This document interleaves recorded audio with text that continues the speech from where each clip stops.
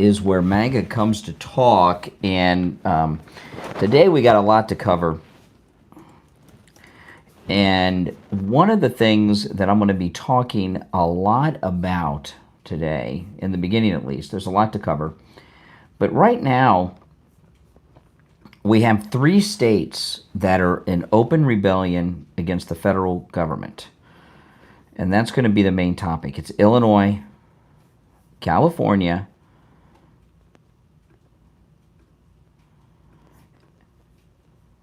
and Oregon. Not only are they in open rebellion, they're going out of their way to do a lot of things they should not be doing, which are very, very dangerous. What they're doing is incredibly dangerous. And they almost got some federal agents killed. So we're going to cover all of that on the program today. I'm just setting up, and then I'll start the main stream, and we will go live.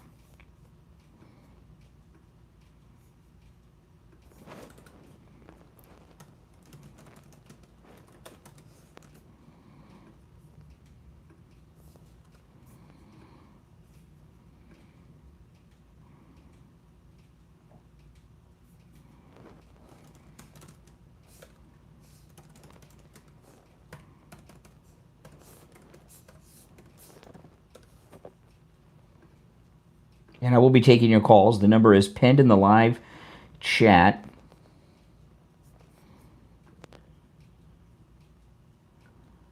Now, I'm starting the main stream in just a moment. If you want to see and hear all the audio that I share, you need to go to my main stream on YouTube, all right? Here, you can see and hear me. You'll hear the callers, but if you want to see the video and hear the audio I play, you got to go to the main stream, which is linked in the description of the video. I'm going to start that right now.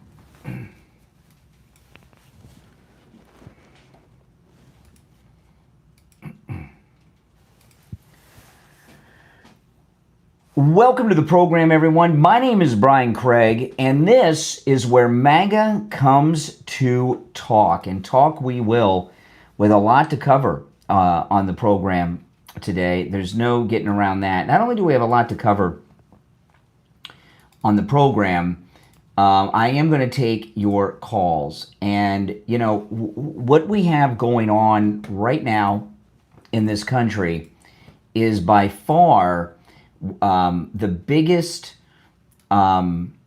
rebellion that this country has seen since the American Civil War. And what's happened with the Democrats is, well, it's a pretty twisted thing. What's going on with the Democrats? The Democrats have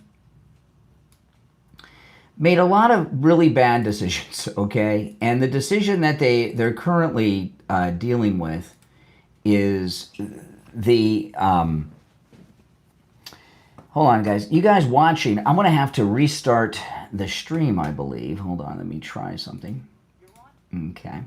Hold on a second. I'm having some technical issues. I'm going to try to work them out while I'm here. If not, I'm going to have to restart the stream. And...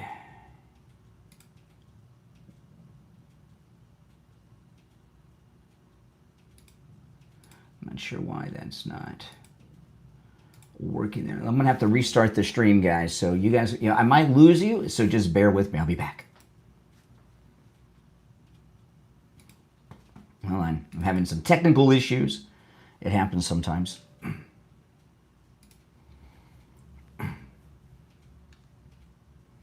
We'll see if I get it worked out here.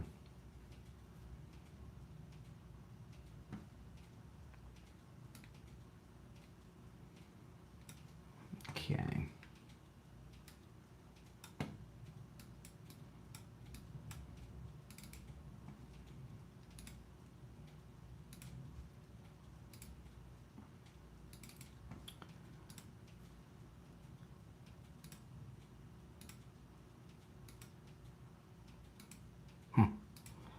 Great. Okay, hold on, guys.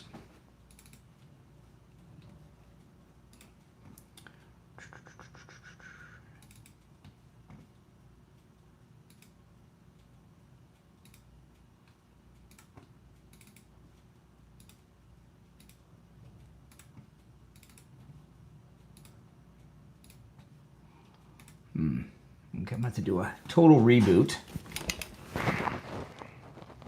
It's normal here, but not on my mainstream. The mainstream I'm having issues with.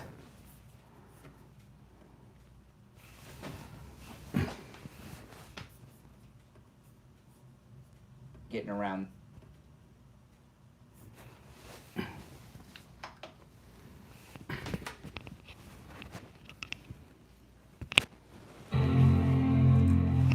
We'll see, this might work it out.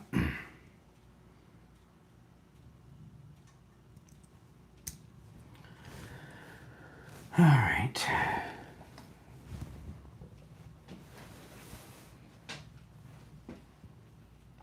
Hold on, guys.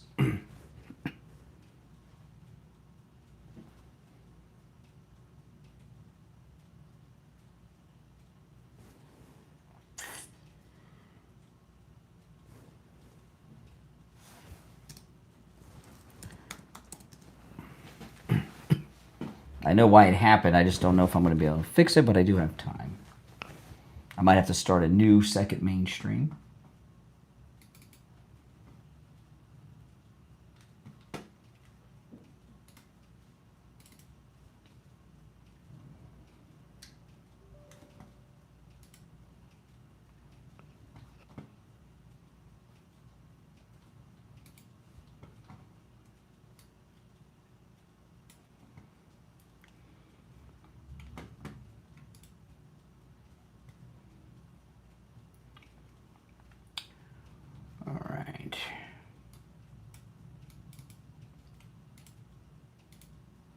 There we go. Okay, I got it fixed. Okay, I got it fixed. Good. Now, I'm not sure if it will. I'll have to start over the stream. We'll find out right now. Yeah. I'm going to have to start a new stream. Okay. That's okay. Hold on, guys. These things happen sometimes.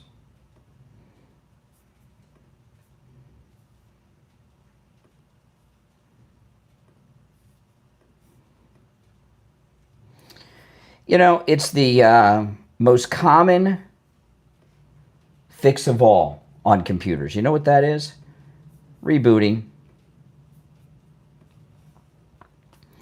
Rebooting is the most common fix of all.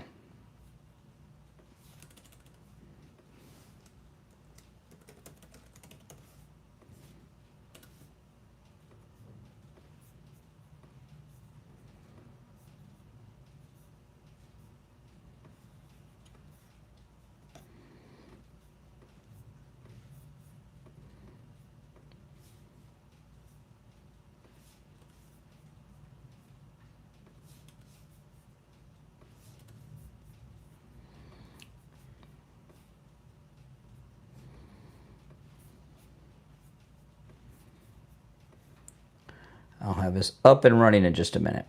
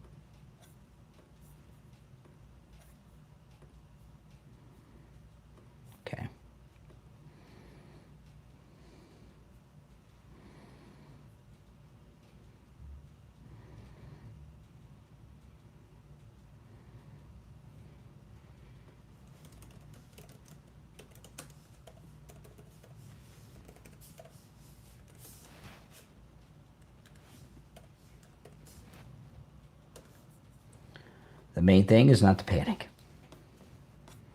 Okay.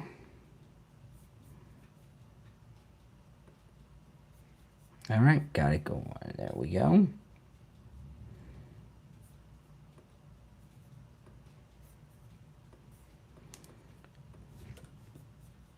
I'll be starting the main stream in just a minute. Have to change the link in the...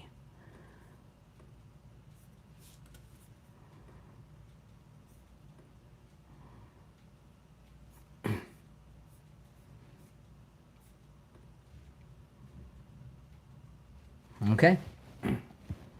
Perfect. All right, so I'm going to start over like nothing happened. Just took a few minutes.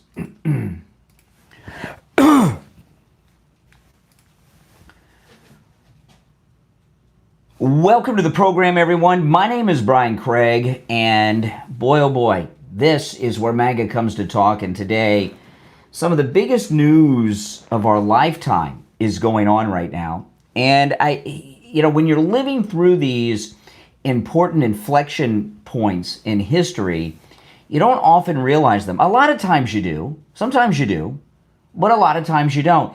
And there's a major historical inflection point, turning point, event that is happening right now. And we're going to cover it on today's program and take your calls. And what I've been talking about, with this little open here, is this. We have 3 blue states, 3 Democrat states that are in open rebellion against the United States government. I'm talking about Illinois, Oregon, and California. These 3 states are in open rebellion against the federal government of the United States. They're not only interfering with government business and federal agents sent directly under the personal order of the President of the United States,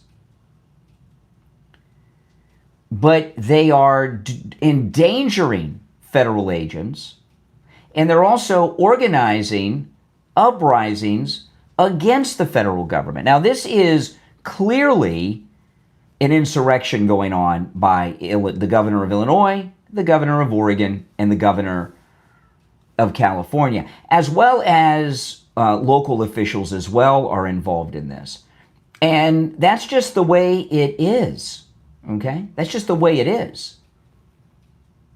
And the sooner people realize that, the sooner we'll get them on the proper perspective of what's happening here. And what's happening is some pretty serious business, all right? And basically what the Democrats have done is they have formed a second Confederate States of America. And just so you guys know, the American Civil War, which is what the Civil War is commonly called, or the war between the states, the American Civil War, those are inaccurate terms, really. They're not specific enough. What the Civil War was the Democrat insurrection against the federal government of the United States. And the Democrats, when Republican President Abraham Lincoln was elected, the Democrats left the Congress. They walked out of the House. They walked out of the Senate. They formed the Confederate States of America. And that's what's going on now. The Democrats have formed their new or second Confederate States of America. It's only 3 states right now: Illinois, Oregon, and California. But they're definitely doing that. Now, I'm going to play some audio and share some video with you guys. If you're watching on the live stream with the green behind me, you're going to want to go to the main live stream. That's where you will see and hear all the audio and video that I'm sharing in the articles that I share. Now, there's many examples of this, but I'm going to highlight on one particular example right now. Okay?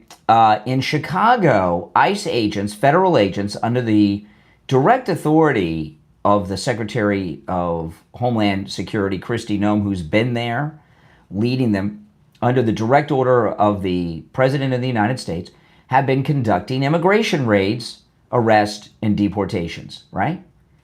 Well, 10 cars Well, a group of liberals, I don't know if they're a mix of groups. I don't know if they're MS-13 Trend Day, Antifa, Democrats, but 10 cars boxed in ICE vehicles.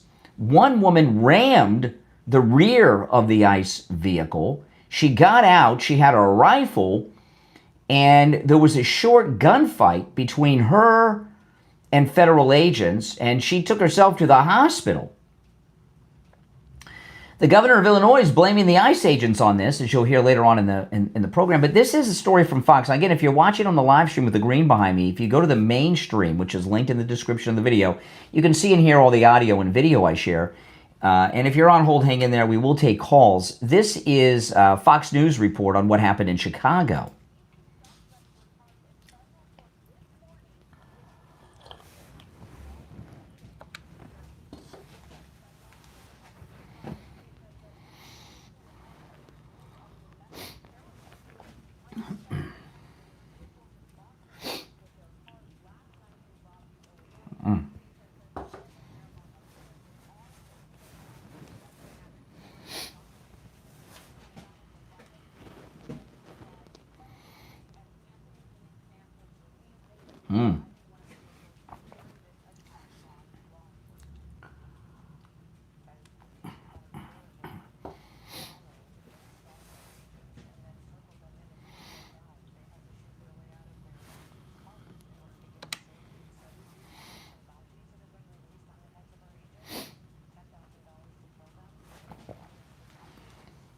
Okay, now that was Kristi Noem there at the end. So then, this dropped yesterday. I know this is crazy, right? 10 cars, and that is a direct attack. So this is some radio footage, police radio footage I'm going to share with you now from the Chicago Police Department. And the Chicago police are ordered over the radio not to respond and offer assistance to the federal agents who have just been attacked in this 10-car attack with armed people with rifles. This is the radio communication.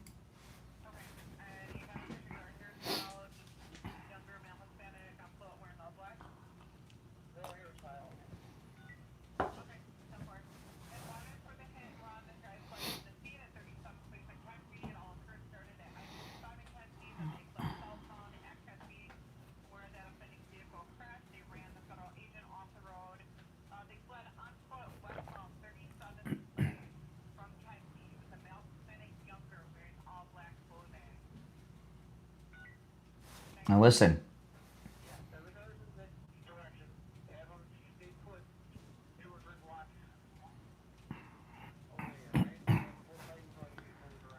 Hear that? There's the supervisor from the Chicago Police Department telling the officers, I'm going to play the rest of it, telling Chicago police officers to hold back and not assist the federal agents that are currently under attack by these 10-car domestic terrorists that are armed and crashing and ramming the ICE agents.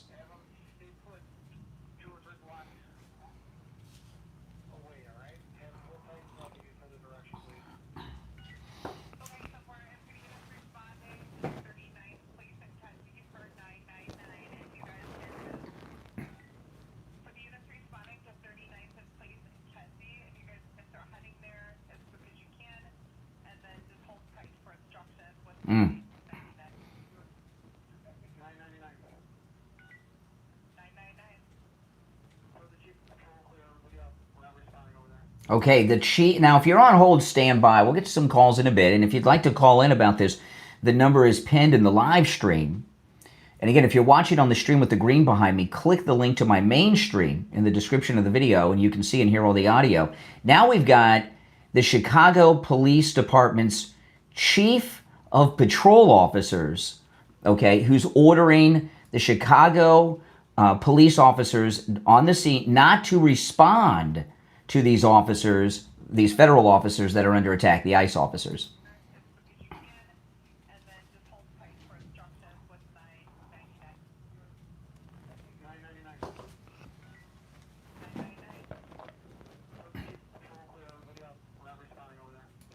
Per the chief of patrol, clear everybody out. We're not responding.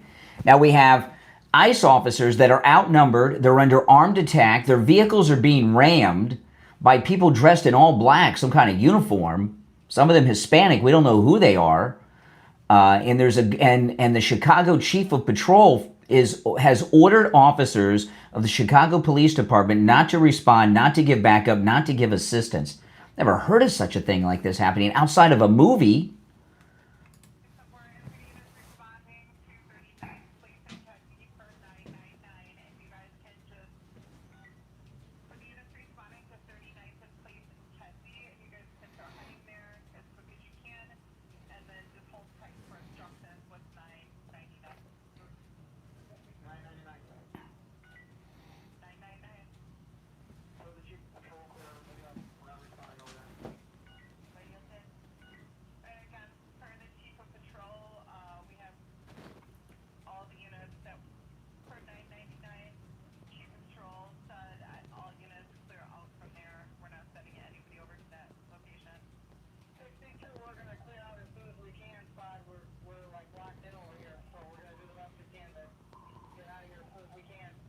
Okay. Wow. So that is insanity. Now, I know we've got to have some police officers or former officers in the audience. I'd like to hear your thoughts on this. You know, I've seen some TV shows and movies where, you know, someone crossed, you know, worked with internal affairs and they didn't get any backup. But that's just in movies and TV shows. Never heard of something like this happening in real life. And to do it over the air, right? This wasn't something they did behind the scenes. These orders were given over the radio. Now, when this story first came out yesterday, I didn't rush and go with it because it's so insane. I wanted to make sure it was verified multiple times, and it has been. So the chief of patrol for the Chicago Police Department gave orders over the radio, which they know is recorded, to not respond to these federal officers that are under attack by an armed gang of 10 cars with rifles. These states are without question in open rebellion against the federal government. Is this not an insurrection? Should President Trump federalize the city of Chicago and the state of Illinois? Our number's toll free. It's pinned in the live chat. 1-888-465-2631. 888-465-2631. I want to hear your thoughts on this. If you're just tuning in and you're new to me, my name is Brian Craig. This is where MAGA comes to talk. Make sure you subscribe. And if you guys could do me the favor of taking the link to this program and sharing it on all your socials, that'd be great. Just click that share link and boom, share it on your socials. Let all your friends know about this program. Let me take some calls, but I do want to hear your thoughts on this. And I've really been thinking hard. I cannot think of another example of something like this happening in real life, and certainly not over the air where people are listening and it's being recorded. What's going on in Chicago? You're on the air. What's your name? Where are you calling from? This is Mike from Louisiana. Hey, Mike. You know, correct me if I'm wrong, Brian. When a president takes the oath, isn't part of the oath to protect the nation from threats, both foreign and domestic? Yeah. Isn't that part of the oath? Yeah, well, we don't know if these are domestic terrorists. I mean, they could be MS-13 and Trinidad de Agua. But again, that the oath says that, and that's what he's trying to do. And by them doing this, they're trying to make him break his oath. Yeah. You know? Break the oath. I mean, have you ever heard of police officers on a radio call getting orders not to respond to law enforcement under attack, under fire? I've never heard of anything like that. Have you? The closest thing that I remember something like that happening was on January 6th when the guys that were protecting that broken window walked away. Mm-hmm. You know, the only time I've seen this that I can think of is an episode of Chicago PD. All right, and that's fiction. That's television. That's not real. You know, I've never seen something like this happen in real time. And that chief of patrol needs to be hauled in for questioning. He could have gotten these guys killed. And if you've seen the video of the accident, it was pretty brutal. All right, Mike, take care. This is the governor of Illinois, and he's on CNN talking with Jake Tapper about this story.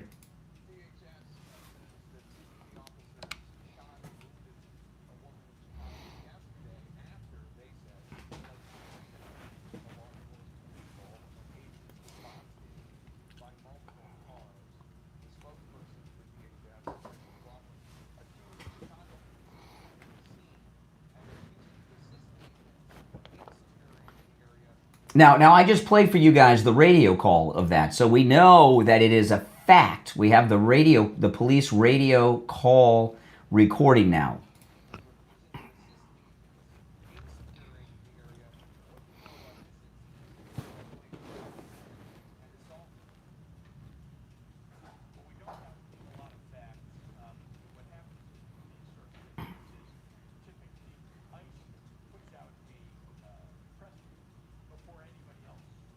Wow.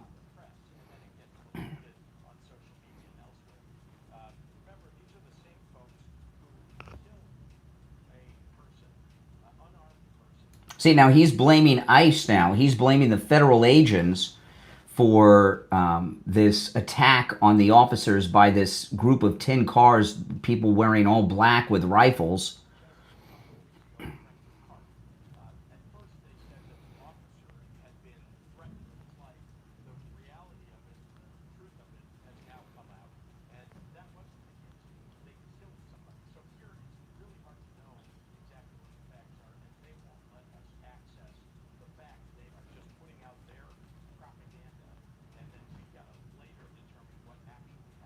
Okay, so we know what happened because I played you the radio call.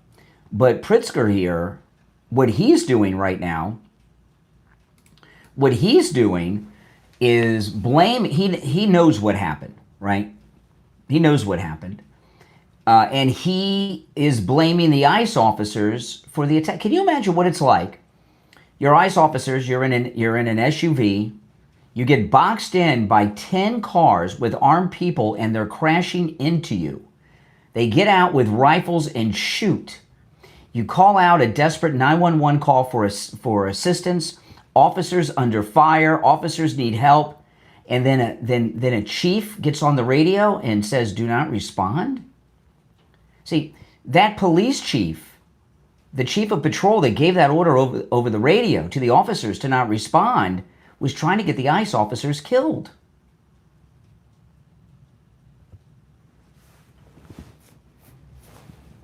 And here's some federal agents walking the streets of Chicago. This is from News Nation. That is. Hear this? The liberals blaming the ICE agents. The ICE agents are the villain. So, when I tell you that Illinois, Oregon, and California are in open rebellion against the federal government, it's not clickbait. It's not sensationalism. It is sadly true.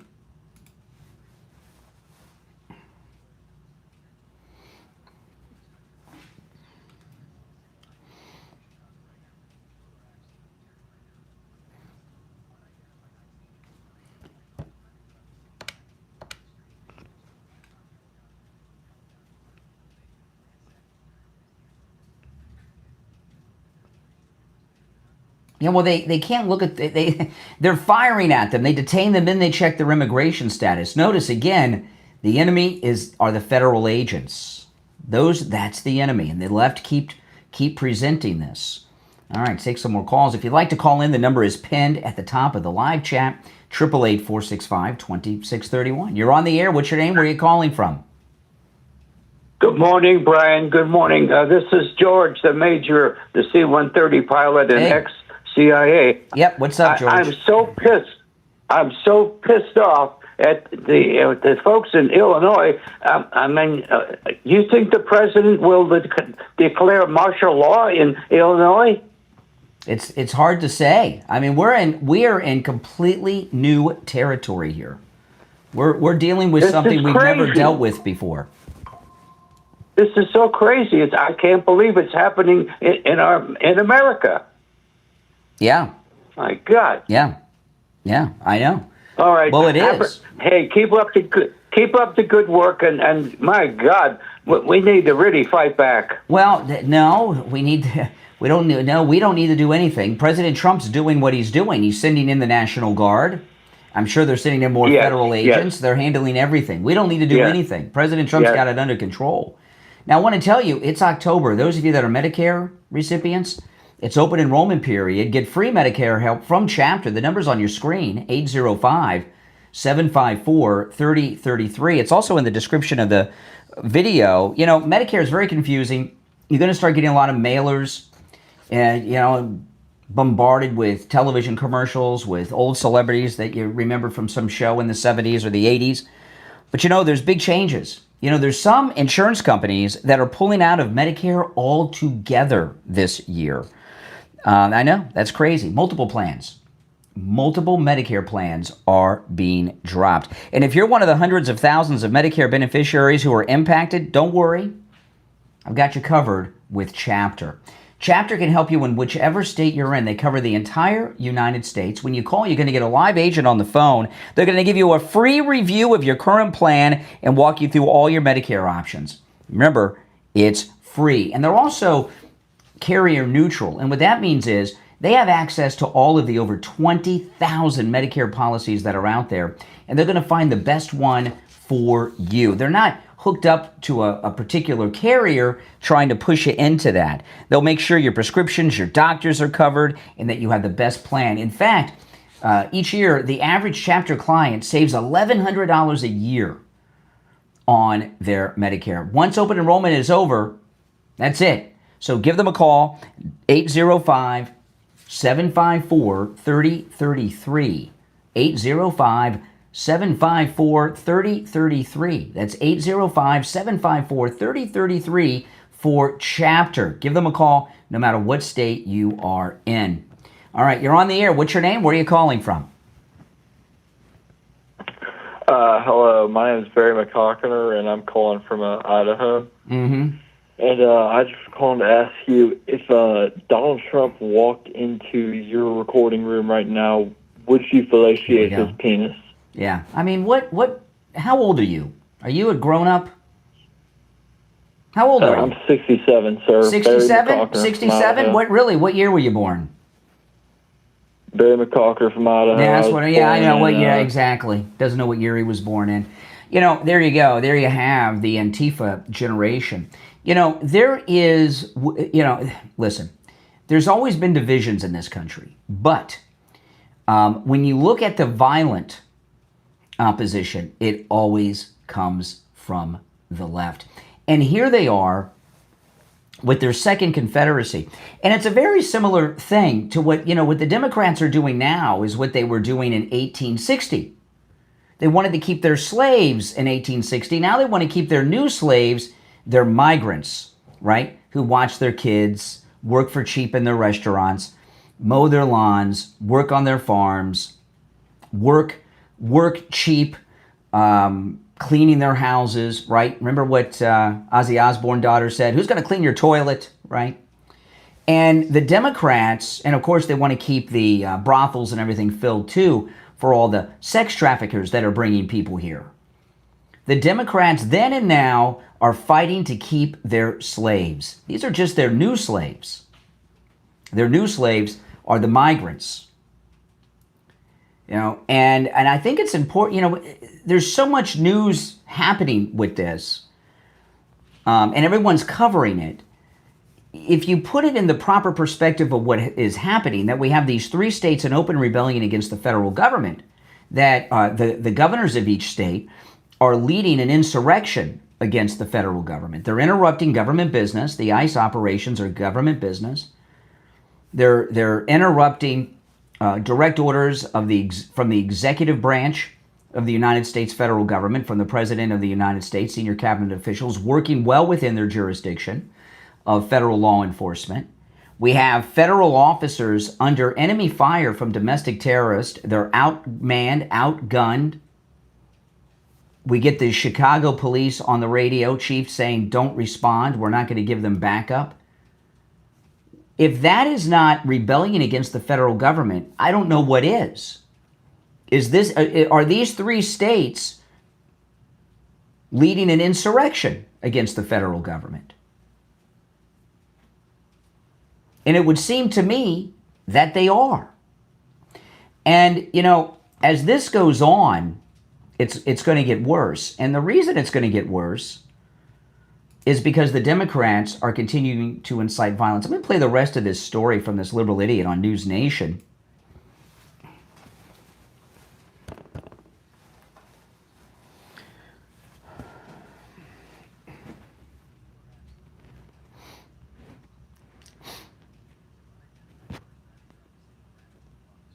Yeah, they're called federal fugitives. Illegals are federal fugitives.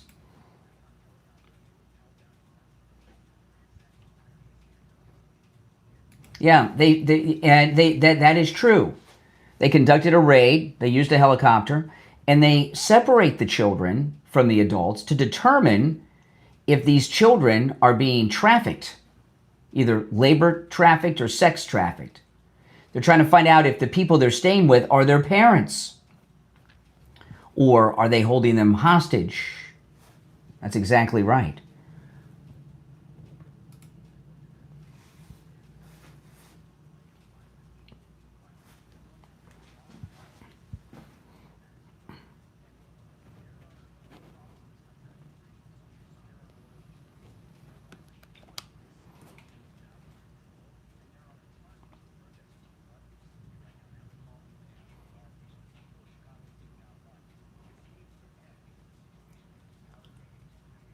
It doesn't matter what they say the people of Chicago want or don't want.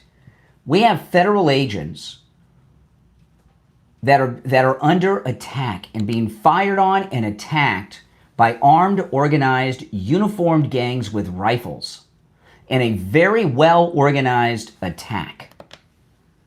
You're on the air. What's your name? Where are you calling from? In a very well-organized... You're on the air. What's your name? Where are you calling from?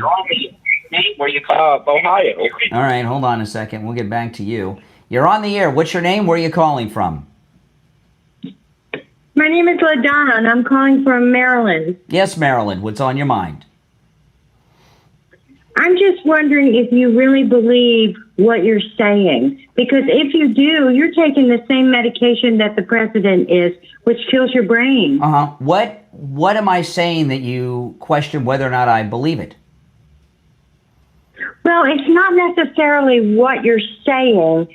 It's just your loyalty to a man who poo-poos in his pants and who can't pronounce excuse me, I'm not a Biden supporter. I'm not a Biden supporter. You see the hat I'm wearing? It says Trump 2020.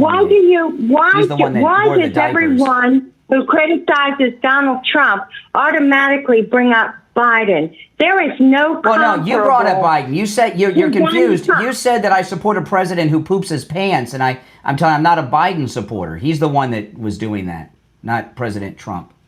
No, the president is too. Okay, now we're talking we're talking. Excuse me, lady. Dementia. We have federal agents that have been under attack by uniformed insurgents in Chicago. The chief of the patrol of the Chicago police ordered police officers not to give them backup while they were under attack. There is a rebellion going on against the federal government by Illinois, Oregon, and California. What are your thoughts on this new Confederate states? So what about January 6th? We're talking about now. Who protected those policemen then? No, I'm talking about then, because you elected that. Then you're not talking to me, because we talk about news on this program, and news, you drop the S, it says new.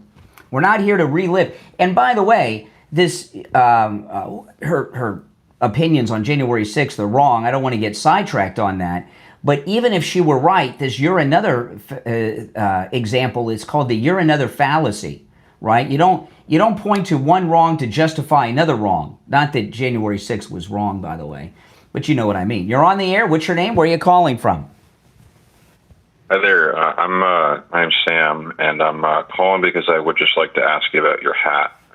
Yes. I voted for Trump in 2018 in the midterm. And I think it's definitely fair that he won the election in 2024. I'm not a... How'd you vote for Trump in person who's 2018? How'd you vote for Trump in 2018? It was during a midterm. It wasn't He wasn't on the ballot in 2018. Why don't you just tell the truth that you're a Democrat with your creepy voice, that you don't like Trump, and just tell me. You don't have to pretend to be MAGA. I'm sort of a middle of the road person, but I just wanted to say, no, you're a liar. I think we should try to protect the Constitution. We have a 2-term max, and we should not be supporting. We've only had the Constitution has been amended 27 times, and we did not have term limits until the early 1950s. So maybe when they amended the Constitution in the 50s, they were going against the majority of our country's constitutional history. Maybe they were the ones that did the wrong thing. Sir, you're welcome to that opinion, but I think we're going down my opinion. a road in our hold on a country where we second. have to. The Constitution's been amended 27 times. How is it unconstitutional to amend the Constitution? I thought it was a living, breathing document that grows with the time. That's a good point. But I just think we should try to be more centrist in our conversations. I think we should be more centrist. I would like to talk to callers who don't lie to me. You said you voted for Trump in 2018 when he was... Why are you pretending to be a Trump supporter? I did. I mean, you didn't. He wasn't on the ballot in 2018. What'd you do, write him in? He wasn't on the ballot. Okay, I didn't vote for him in a presidential election, but but you said you voted for him in 2018. Oh, my goodness. All right, now we're going to be switching to the radio. We got a couple minutes. Let me take another call. You're on the air. What's your name? Where are you calling from? We're going to be switching. My name is Gabe from Ohio. Gabe, turn down the volume of whatever you're listening to me on in the background. My name is Gabe from While you're Ohio. doing that, I'll put you on hold. You're on the air. What's your name? Where are you calling from? Yeah, that's what I thought. All right, Gabe. Turn down the volume in the background, Gabe. Yeah, sorry about that. That's okay. I'm just wondering if you and all the other MAGA supporters get, like, a deal on the bulk tinfoil you buy for your conspiracy theories. What have I said that you think is a conspiracy theory? You're not worth my time, you or Trump. But you've been on hold. I just wanted to troll you. You've been on hold for like 15 minutes. What do you mean I'm not worth your time? All right, we are going to... Well, we got a little more time. Let's take another call. You're on the air. What's your name? Where are you calling from? My name is Ravon Jones. I'm calling from Las Vegas, Nevada. Hey, what's up? I just wanted to ask a quick question. I would say independent, or I'm not a Republican or a Democrat. Yes. I consider myself an American. Right now. Okay, so let me say this. In 2016, I supported Trump.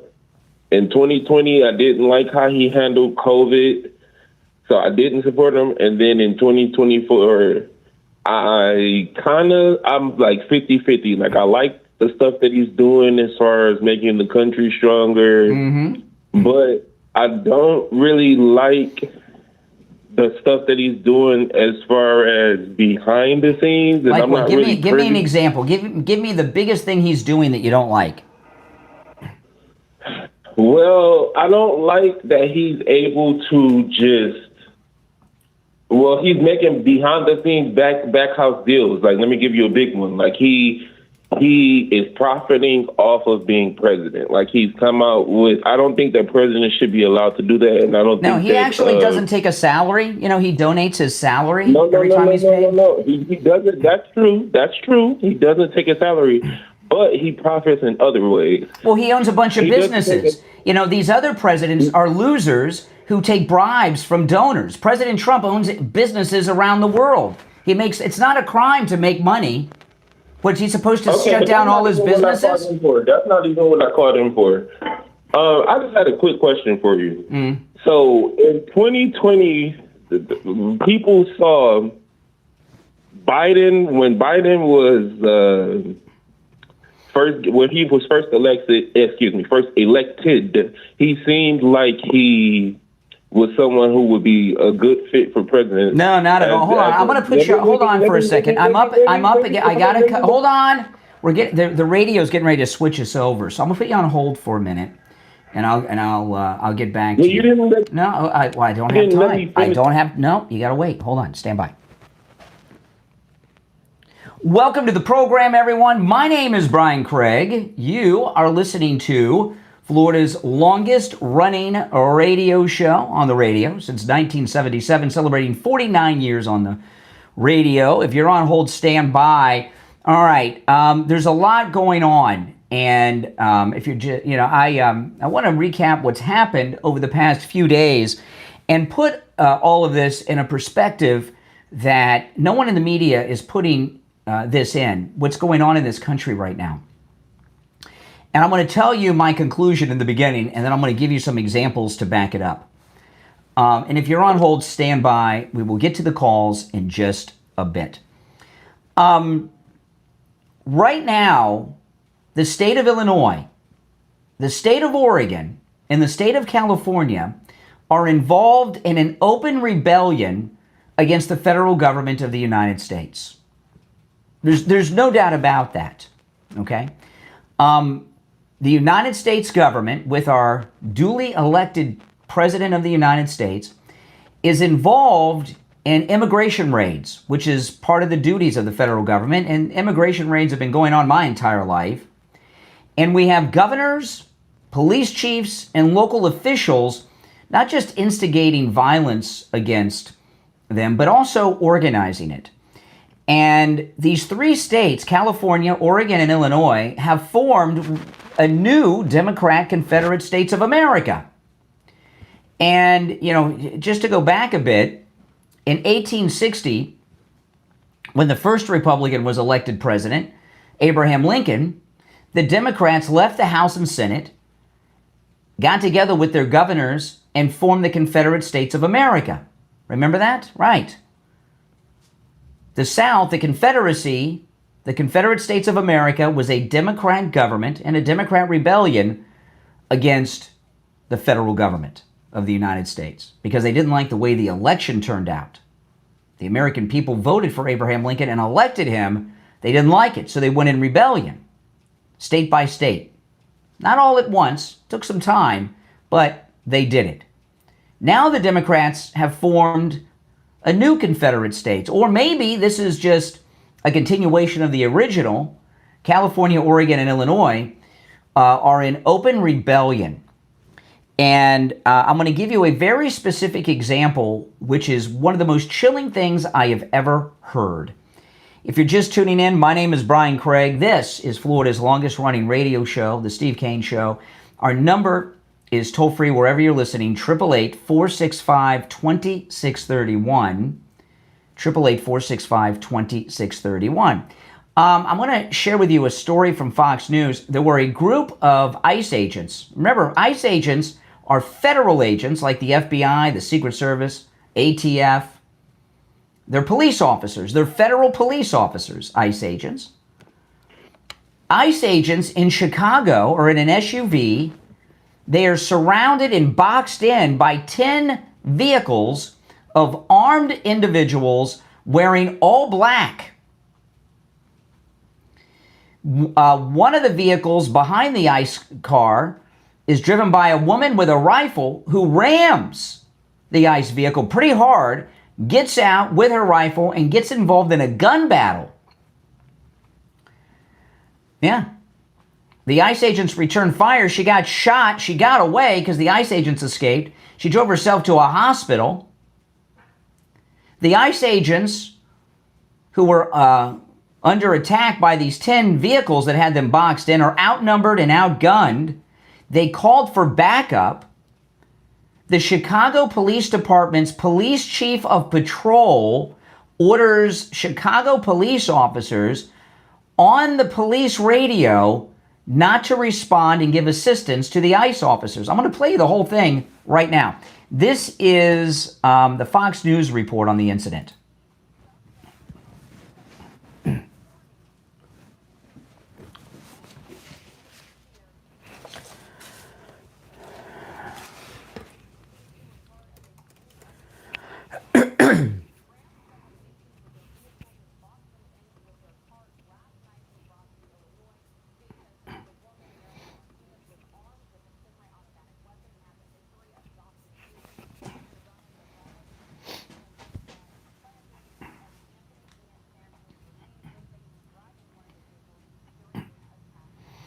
Wow.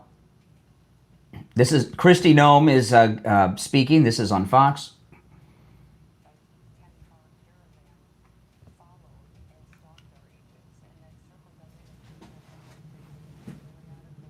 Mm.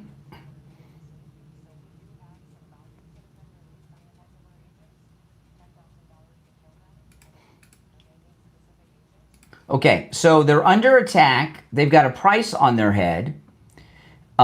They put out a radio call that officers under fire, officers need assistance. And I was in shock. When this first dropped, when I first got this audio I'm going to share with you now, I didn't go public with it right away. I wanted it to be verified by multiple sources before I did, because I've never seen anything like this happen in real life. I've seen it in television shows, police television shows and such, and movies, but never in real life. The Chicago, this next piece of audio that I'm going to share with you is a recording of the Chicago Police Patrol's radio dispatcher. The Chicago Police Chief of Patrol orders Chicago police officers to not respond to these ICE officers under attack. Listen carefully.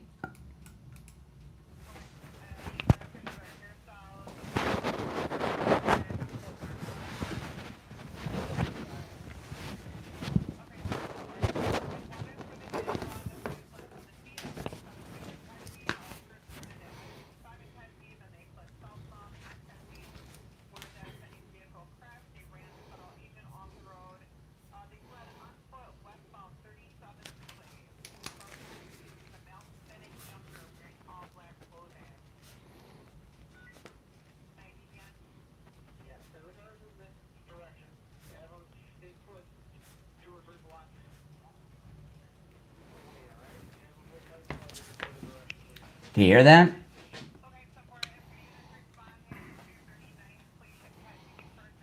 Okay, did you hear that? We get an order. An order just went out over the air to police officers, Chicago police officers, during this attack. The ICE officers are boxed in by 10 cars. There's a gun battle. There are shots being fired. It's an organized, coordinated attack. They're wearing all black. They're in uniform. They have rifles. Chicago police just ordered over the radio not to respond, not to give assistance. Then there comes a confirmation. I rewound it a little bit. Listen.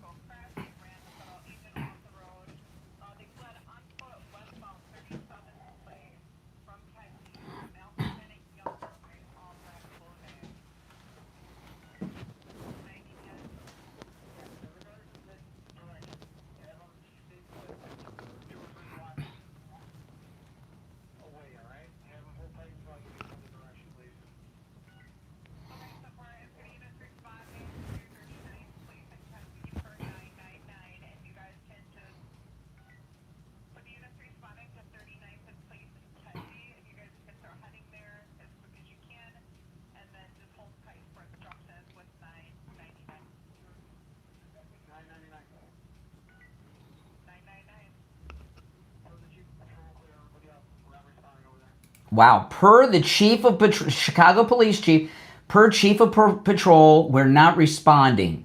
The stand down order has been given. It's been confirmed, coming from the chief of patrol for the Chicago Police Department.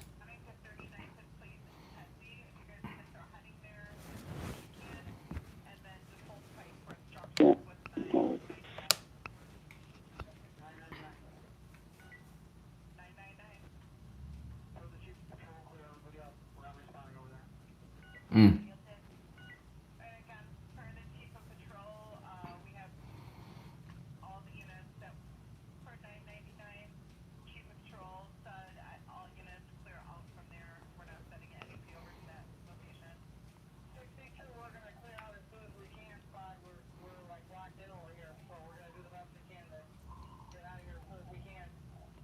Wow. Stand down order given, and then confirmed, and then the chief of patrol. The chief of patrol is trying to get the ICE agents killed. That's it. I mean, my goodness. We've all seen the Untouchables. You know. We know that it used to be corrupt in Chicago, but today it's just like the 30s all over again. It's not the prohibitionist. It's the Trend A, it's the MS-13ers, and who knows who else owns the Chicago police. So when I tell you that these states are in open rebellion, I'm not kidding. This is a textbook example of it. Now, if you're on hold, stand by. It is Monday. We are back. And I know. What a story, huh? You know, I want to tell you guys about Friendly Tire in Margate. Oh, man. The roads are wet this morning, aren't they, here in South Florida? Don't be driving around on tires that are bald. That's dangerous. Get some tires that have the proper tread so that you and your family are safe. You have to hit those brakes. You don't want to go sliding. You want to stop. Go to Friendly Tire in Margate. You know, he has thousands of good quality used tires in stock, but you can get new tires out the door and on the road for as low as $75 a tire. And remember, Friendly Tire not only can get you all the brands you know and love, but he doesn't charge you to balance the tire, mount the tire, or even dispose of your old tires. So when you call Friendly Mike at Friendly Tire, the quote he gives you is out the door and on the road. All right? That's for new and used tires. New tires as low as $75 a tire out the door and on the road. And remember, those are for common sizes on some of the most popular and common vehicles on the road today. Give Friendly Tire a call, 954-977-9445. 954-977-9445. That's 954-977-9445. If you're on hold, stand by. It's the Steve Kane Show. My name is Brian Craig. We'll be right back.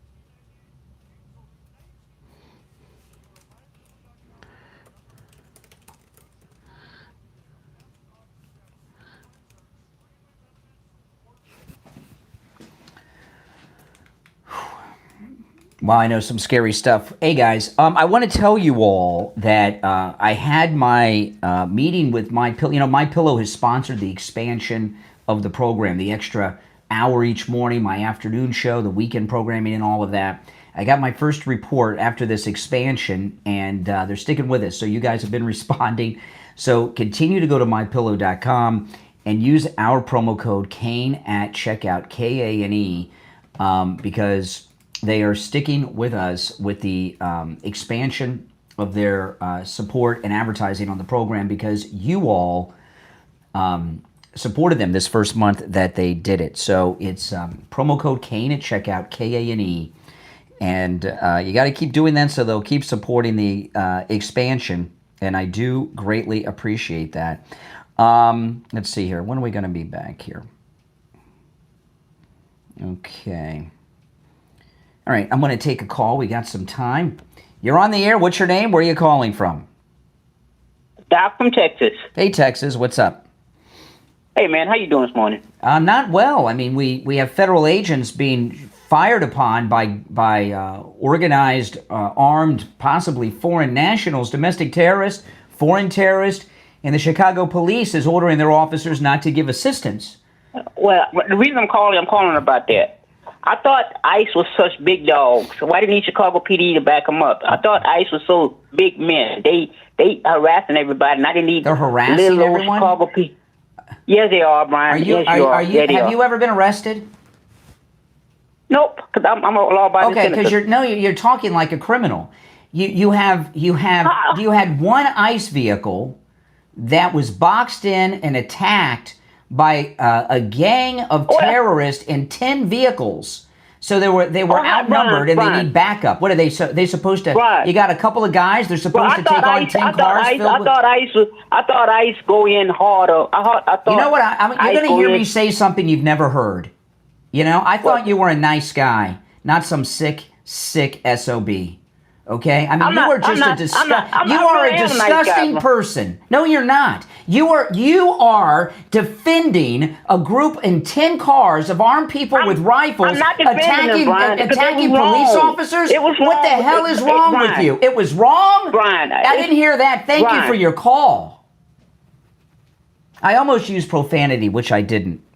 We're in break on the radio, but just in case Mike hit the button, I stopped myself. We're going to be back in just 30 seconds. We'll be back, and I'll go back to the calls. I stopped myself from using profanity. Oh, my goodness. I have not been so angry at a caller in a long time as I was that guy. I really had to cool my jets. All right, we're going to be back here shortly. Stand by.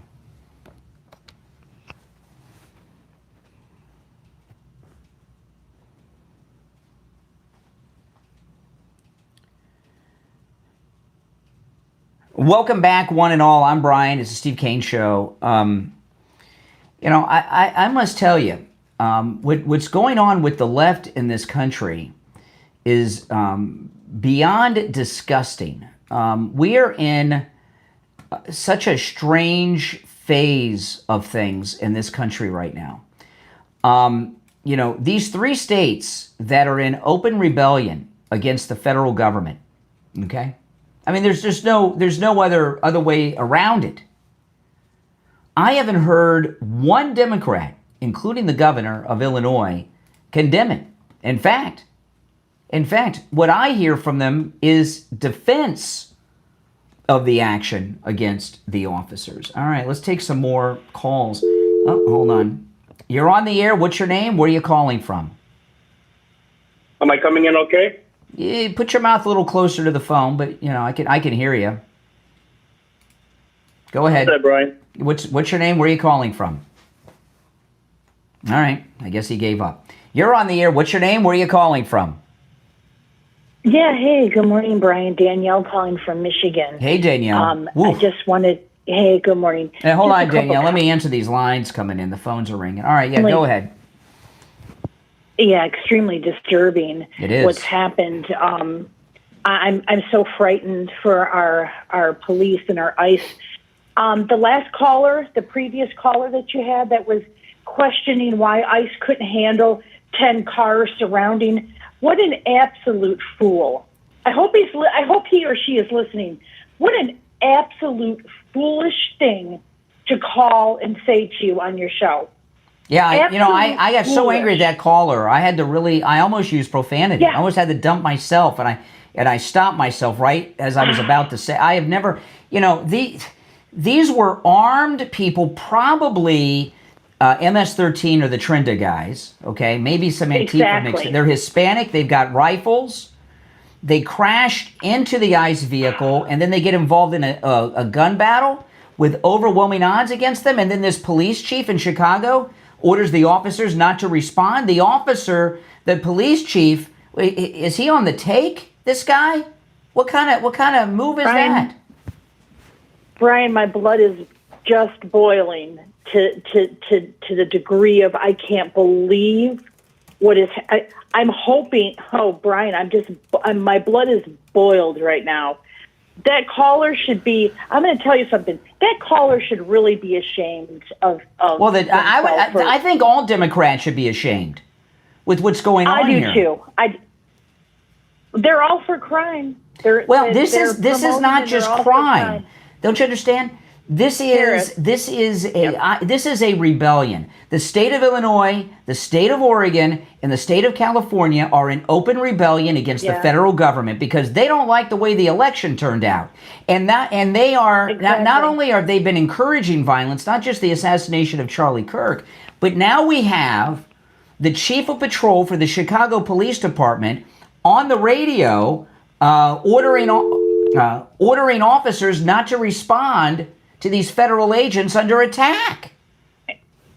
Exactly. Something needs something. Well, you got to ask yourself. This is how bad it is. Whoever's running Chicago and Illinois, their minds are so far gone. It's one thing that the police chief is doing that. That's bad enough. But to do it over the radio that he knows everybody will hear and is being recorded shows that the chief of the patrol of the Chicago PD doesn't even know the difference between right and wrong. And he was trying to get these agents killed. Needs to be played for everybody to hear. See, these people are just exposing the pure evil that they represent and that they stand for, so everybody can see. This is I'm horrified. I'm horrified by this story. It's scary. It gives me chills. It's scary. It's extremely. And by the way, these police officers that didn't that followed those orders, they're criminals too. Remember Nuremberg? Exactly. You don't follow unlawful orders. So those officers that didn't 100%. Respond, they're criminals too. I agree. I agree 100%. Something needs to be done, and thank goodness for President Trump being in office and his administration. Well, I'm here to tell you that I think that the city of Chicago and the surrounding area should be put under federal control. The local government is not functioning. Maybe the whole state. 100%. I agree. I have a sister that lives there and hasn't been down to the city, she said, in years, and she won't. She lives north of the city. Her and her family will not go. Mm-hmm. So I'm fearful for her. She's in a nice suburb, but I'm still fearful for her. Yeah, it's terrible. But thank goodness we have a commander in chief that wants law and order. Yeah. And thank goodness. Could you imagine if it was oh my goodness. No. Brian, thank you kindly, and I love your show. I can't call as much as I normally do, but I listen every day. I love your show, and that caller, really that was really bad. All right, rethink. I appreciate the call. That was bad. Thanks so much. All right, let's go. You're on the air. What's your name? Where are you calling from? Good morning, Brian. This is Richie. Hey, Richie. This first of all, it's not an insurrection against the federal government. It's human beings that are police officers. ICE are human beings, and they, in other words, if there's political disagreements, which obviously there are, okay, I can understand the police department not assisting ICE in going after the illegal people in this country because they don't have to assist them. But they definitely have to defend them. No, that's in other words. No, hold on a second here. Hold. Okay, finish up with what you're saying. Yeah, what I'm saying is ICE doesn't have arrest powers for regular people in the street. They're going after people here illegal. That's their function. Now, the police department has an obligation, whether you're an ICE officer or a civilian or another police officer, to go in there without question to if they're under attack. Well, that's all true. But you said this isn't a rebellion. I'm here to tell you that the governor of Illinois is backing these monsters. The governor of Oregon, that looks like Rachel Maddow with gray hair, is backing Antifa, and the governor of California has been backing the Mexican gang members attacking federal agents too. If that's not a rebellion against the federal government, what is it? No, because it is because they also have these low level judges interfering over the president of the United States, unelected judges. I believe at this point, maybe you think I'm crazy, President Trump should pull out all the ICE officers out of these places. You're out of your mind. And then go. Hold on. Let me finish. And bring in the Army, literally the Army to. If their police aren't going to protect these officers, the Army, and let them defy the court, and just go in with the Army. Yeah.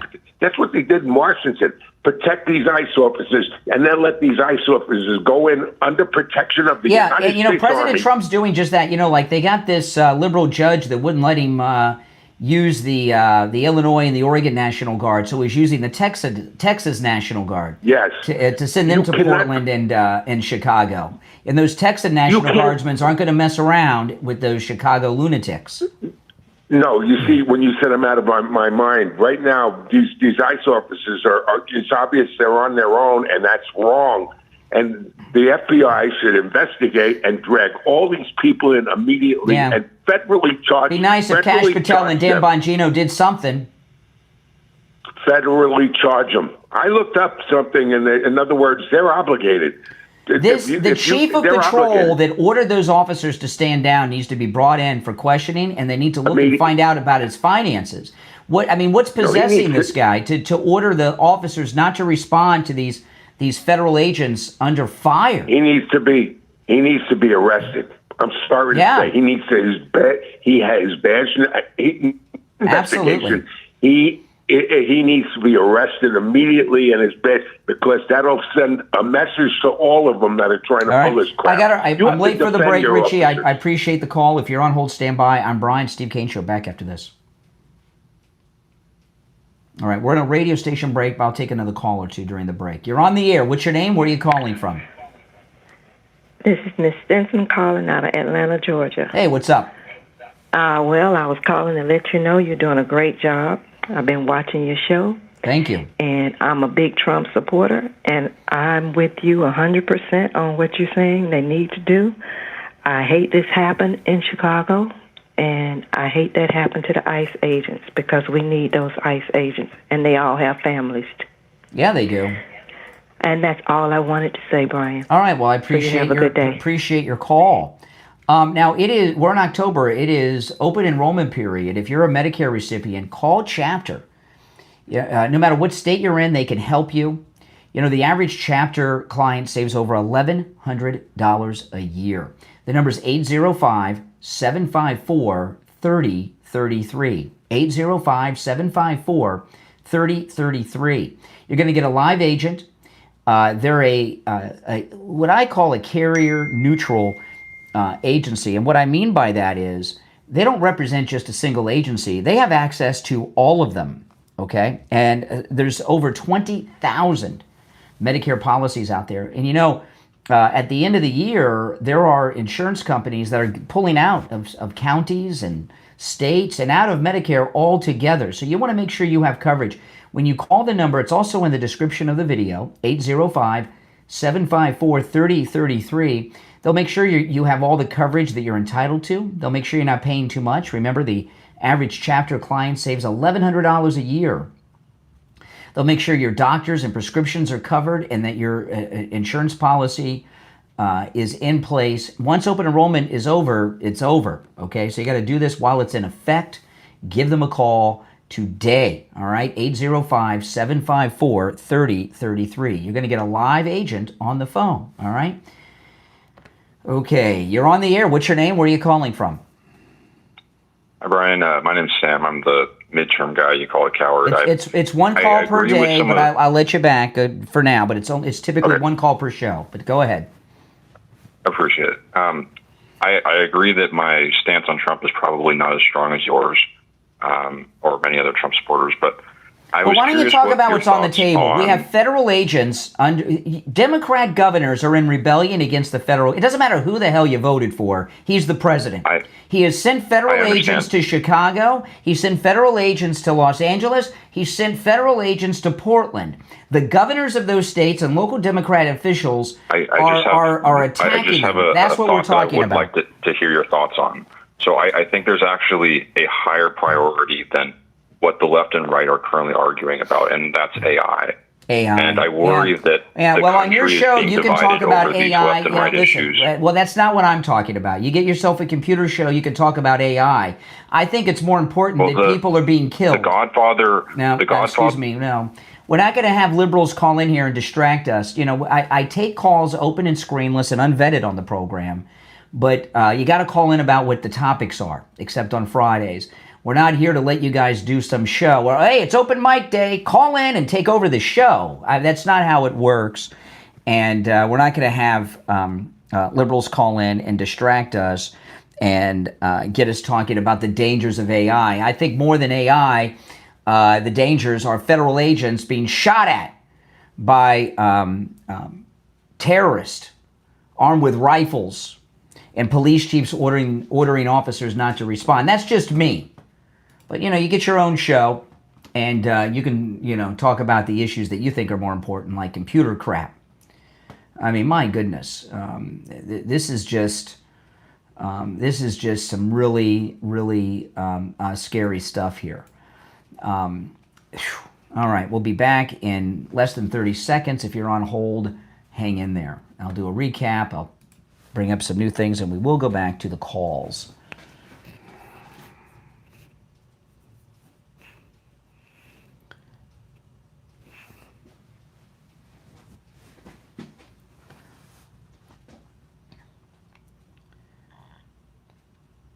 Welcome back, everyone. I'm Brian Craig. You're listening to the Steve Kane Show, Florida's longest-running radio show. If you're just tuning in, I'll replay some of this audio later in the program. I want to play it every hour.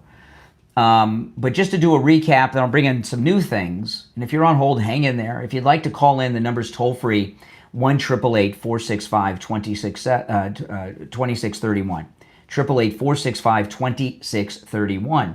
What I've been talking about this morning is we have Illinois, Oregon, and California in open rebellion against the federal government. This is the Democrats' second confederacy, new confederacy, or maybe it's just a continuation of the original Confederate States of America from the Civil War. They are actively encouraging and in some instances even backing attacks, not just on conservatives, but now on federal agents in Chicago. And we had the Battle of Los Angeles a couple months ago. Right now, there are two battles going on in America. The Battle of Chicago and the battle in Portland, where the Antifa have been there for over 100 nights attacking federal agents there in front of the ICE facility.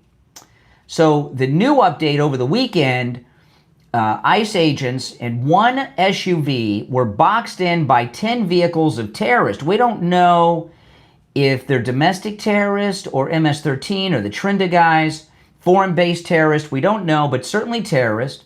They boxed them in, got out of started ramming. They were ramming pretty brutally the ICE vehicle, got out of their vehicles with rifles and started firing on the ICE agents. These are federal agents. They're like FBI, ATF, any of the other agencies, Treasury agents. They're federal agents.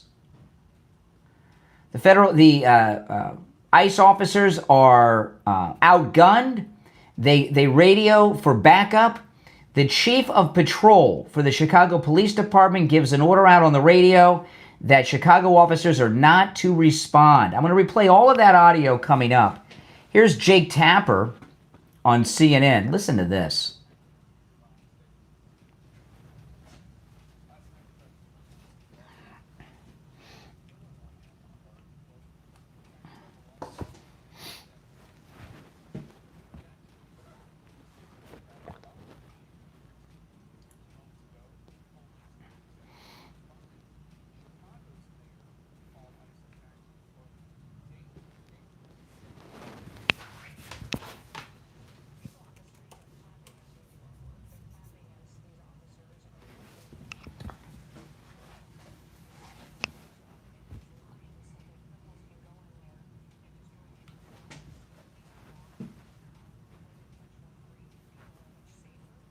Yeah.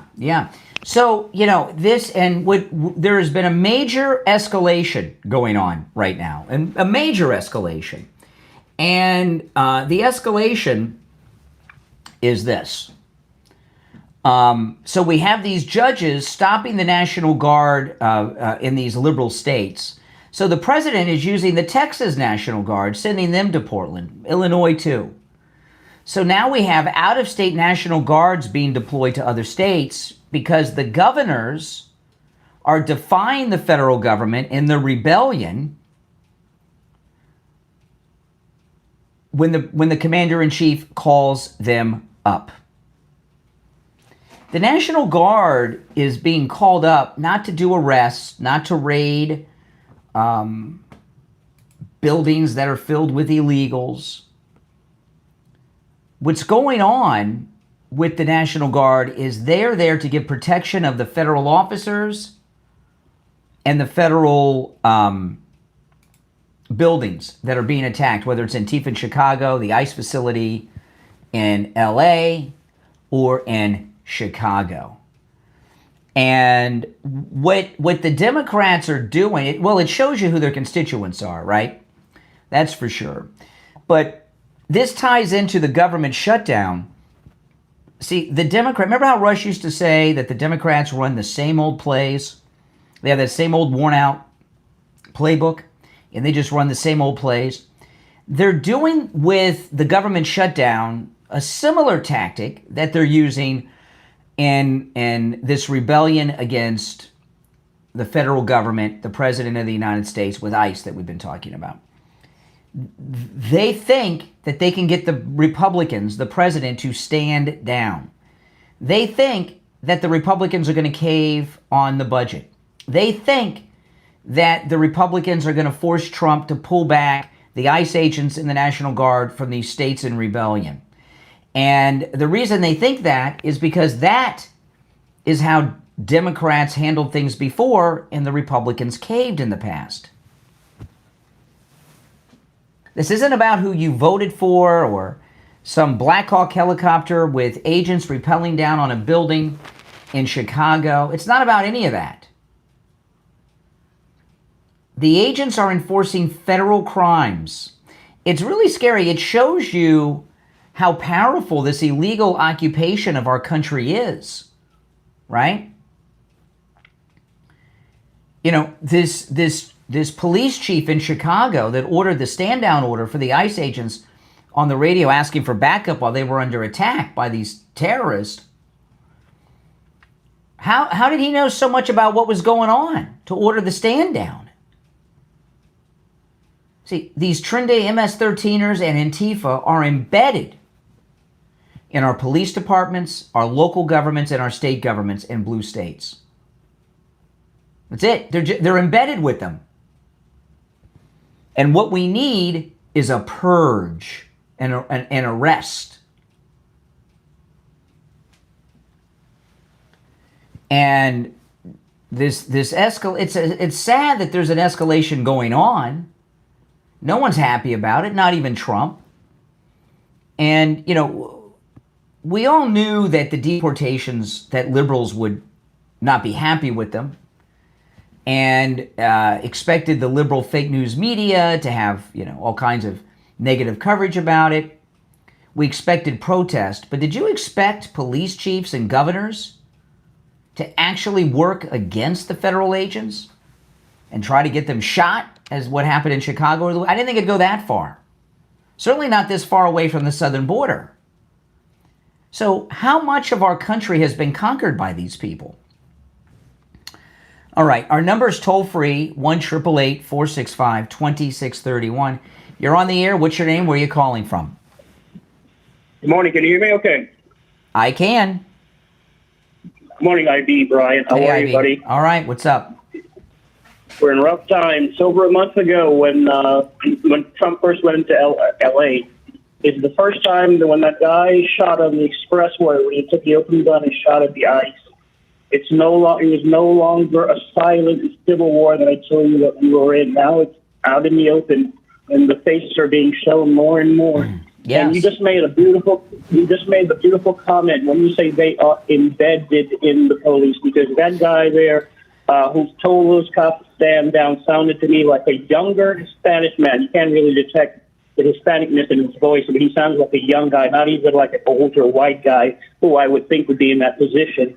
And for them to do that just gave Trump the okay stamp to now send in the military or bring in the National Guard from other states, because that there is just open defiance.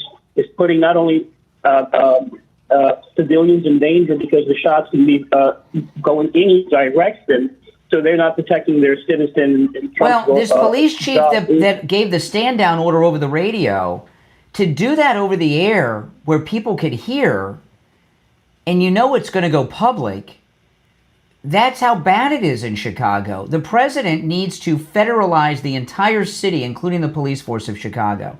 They do not have a functioning government. It has been conquered by Antifa, MS-13, Trinde, somebody.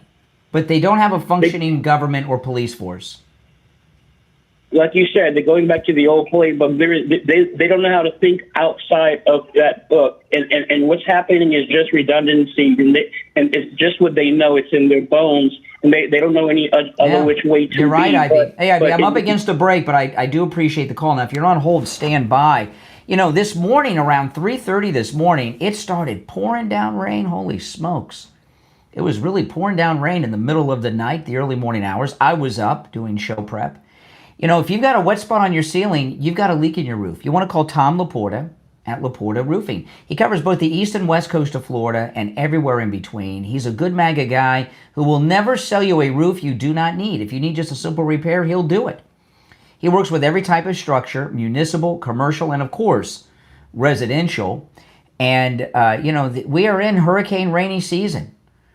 And you hear those winds coming. Oh, man. You know, even if you have a tropical storm, you still get wind gusts that are hurricane strength. If you have a Cat 1 hurricane, you still have wind gusts that are Hurricane 2 and 3. The way they classify storms is by sustained winds. But you've got a loose shingle, you've got a loose tile up on that roof that's causing that leak. You've got an entryway for the wind, and you don't want that. You want to get it taken care of. Call Tom Laporta. This number rings directly on his cell phone. You can call or text 954-604-4602. 954-604-4602. 954-604-4602. And online, LaportaRoofing.com. And remember, Tom Laporta is also not just a roofer, he's a contractor, which means in the state of Florida, he can deal directly with your insurance company on the cost of the repair or the replacement of your roof. 954-604-4602. Call or text him on his cell phone right now. We'll be right back.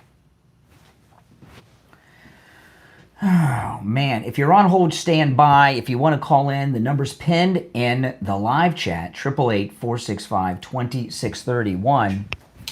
Hold on, guys.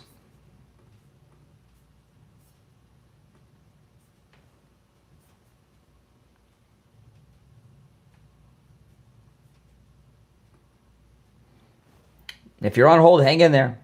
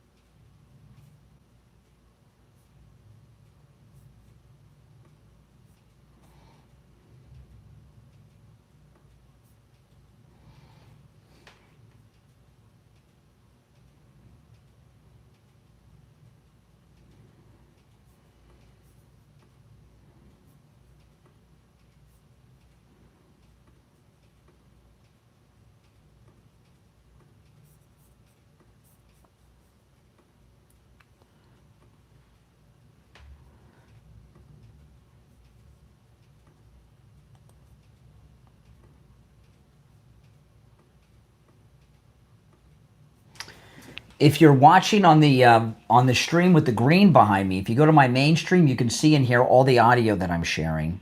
And the link to that is in the description. Okay.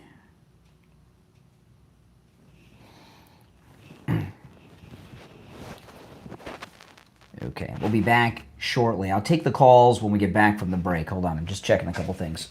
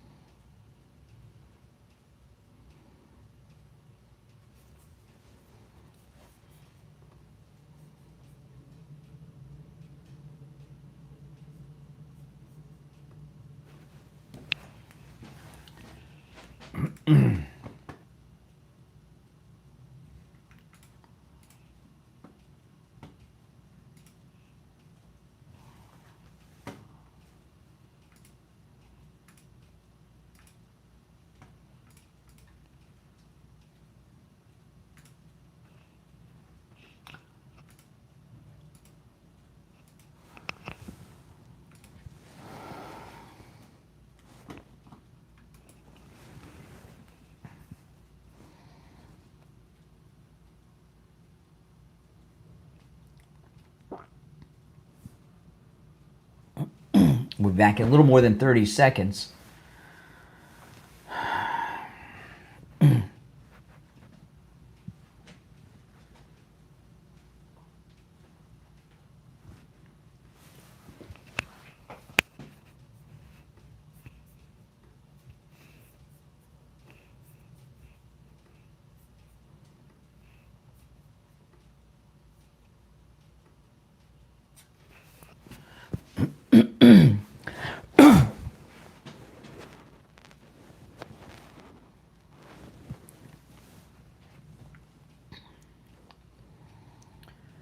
All right, welcome back, everyone. I'm Brian. Okay, we got a big update during the break. So, and I'll recap the main stories after the top of the hour. But Trump was going to send the Texas National Guard into Portland because a judge had ordered that he couldn't, use the Oregon National Guard against that governor's wishes. The judge has issued a second ruling forbidding President Trump of sending National Guard from any state to Portland. See, this is more of the rebellion going on. Who is a judge who may be naked under the robe for all I know, these weirdo judges they got out there? We've got another federal judge, unelected, ordering the commander-in-chief of the United States and the president of the United States what he can and cannot do with the military? We're in a whole new place. They've moved on from the lawfare and are in open rebellion now. This is a rebellion and insurrection against the federal government. No doubt about it. It's not even up for debate. You're on the air. What's your name? Where are you calling from? Hello, Brian. It's Steve from Boca. How are you? All right, Steve. All right, here we go. What the problem is that we have is all over our country now. It's in California. It's in Portland. It's in Chicago. It's in Minnesota. Mm-hmm. There's a Chinese flag in Philadelphia. There's a mayor that's a Muslim mayor that's going to change things in New York. You have an organized communist takeover of our country. Trump has a very, very simple solution. Okay? If we don't solve this is the tip of the iceberg now. If we don't solve this, it's going to spread. And it could spread to the streets of Boca Raton and all throughout Florida, okay? Because it's only the beginning. What he needs to do at the moment is declare a national emergency. Yeah. He needs to arrest Pritzker, arrest the mayor of Chicago, and arrest anybody that obstructs justice and violates the law. Yeah. Furthermore, he has to bring in the military, and if any of these people that are deterring the ICE agents from doing their job get physical or do anything where they surround the ICE agents' buildings or do anything, and if they have any guns that are exposed, there has to be an order to shoot to kill. And we have to bring this to a closure. Otherwise, it's going to spread. And everybody our in this country, what's happened here is the Democrat, the Democrat Party. I agree with everything you I've said. I'm not sure about the shoot to kill order. I don't know if that's it, but the Democrat Party has been taken over by different factions: Chinese, Muslim, Trinde, MS-13, other. There's all kinds of different factions, but our country is more occupied by these evil people than I think even Trump realized. It really is. You can't. I don't mean shoot to kill. I mean if they have guns and they do something to these ICE agents, the ICE agents should have the right to react. They do. But they were in Chicago. They were outnumbered. There was one SUV with a couple of agents in it, and there were 10 cars of the terrorists that boxed them in with rifles. They were just outgunned. Well, if they have rifles, what does that mean if they have rifles? What does that mean? What do you think it means? They shot one of them. They shot at least one of them. She went to a hospital. The one that crashed into their car, the ICE agent shot her. She took herself to an emergency room. They have to be careful. They have to be careful not to do things that are against the law. But if they're protecting themselves and fighting against people that have guns, what can they do to defend themselves? Yeah, I know. And there has not been a single Democrat who stood up and called for a stop to this resistance of the federal agents. You know, it's. I really want to appeal to these Democratic people to change the way they are, these government officials, because we do have a problem, and either they're part of the problem or they're part of the solution. And if they're not part of the solution, then something's got to be done, because we're really at risk as a country for getting turned inside out and just losing our country. No doubt. All right. Appreciate the call from Boca. No, you're right. You're on the air. What's your name? Where are you calling from? My name is Scott. I'm calling from Kansas City. Hey, Scott. Yeah, just to take a comb and comb out some of the legalese here, and that's because I don't always get to hear everything. That Trump is doing this with, I believe, National Guard and Reserve only, and not using federal troops. Correct. There is no argument with the Supreme Court or lower courts like the Ninth Circuit District about the Insurrection Act or Posse Comitatus. Do I have that about right? Yeah, you can't use the regular army. That's why he's using the National Guard. Yeah, so that's why that fight's not coming up. But you know, what these judges are doing. I know a lot of people are saying, well, he just needs to ignore the judges. They're trying to set him up. The reason they're using the judges is not so much to stop him, because they know these are temporary things. They're trying to get him to disobey court orders from federal judges to try to get him impeached again or something along these lines. They're trying to get him to commit a crime in their minds. That's why it's important for him not to disobey the judges, to find workarounds. They're building a legal snare. Yes. Just to trap him. They're trying to trap him with, yes, that's right. And he hasn't fallen for it once, and they're escalating. Yeah. Well, the only other point I want to make before I leave here is I've had two people tell me two different things, and maybe you can answer it. One thing is I hear a lot of times, and this is from another, I won't name names, but he brings up Civil War all the time, and he brings up states. It's not states; it's counties and cities. Well, it's states, and with California, Illinois, and Oregon, it's both. It's cities and states. Karambasa, Newsom, Pritzker in Chicago.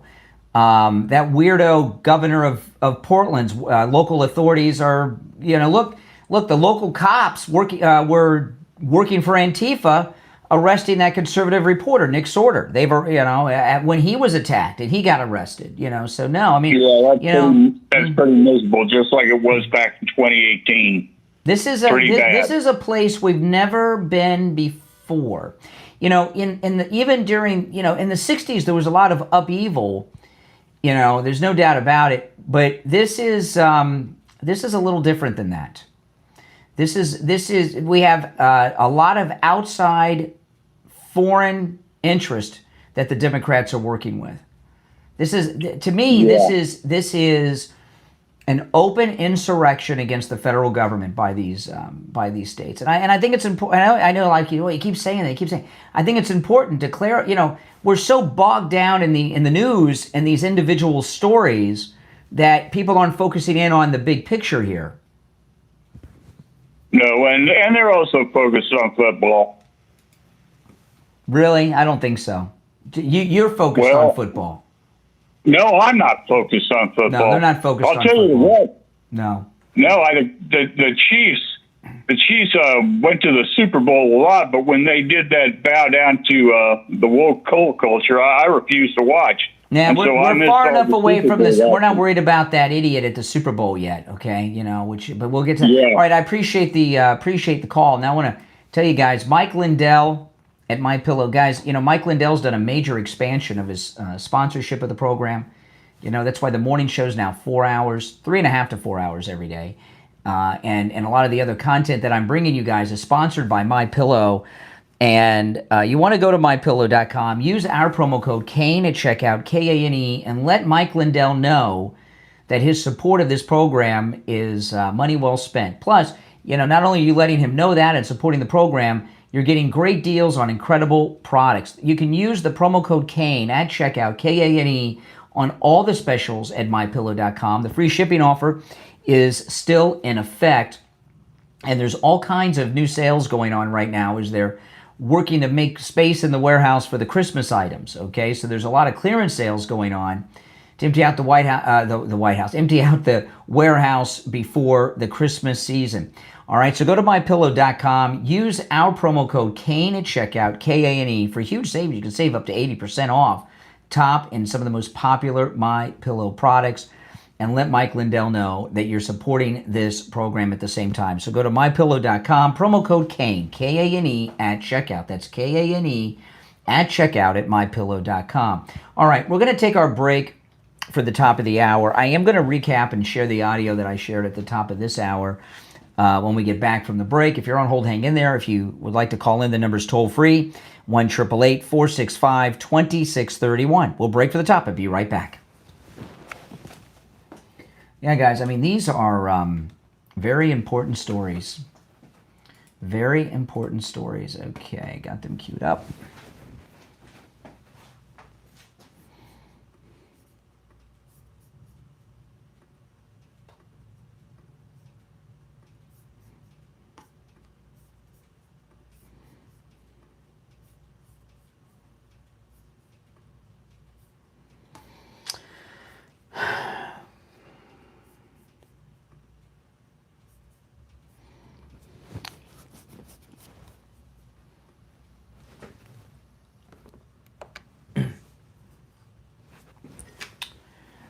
Okay.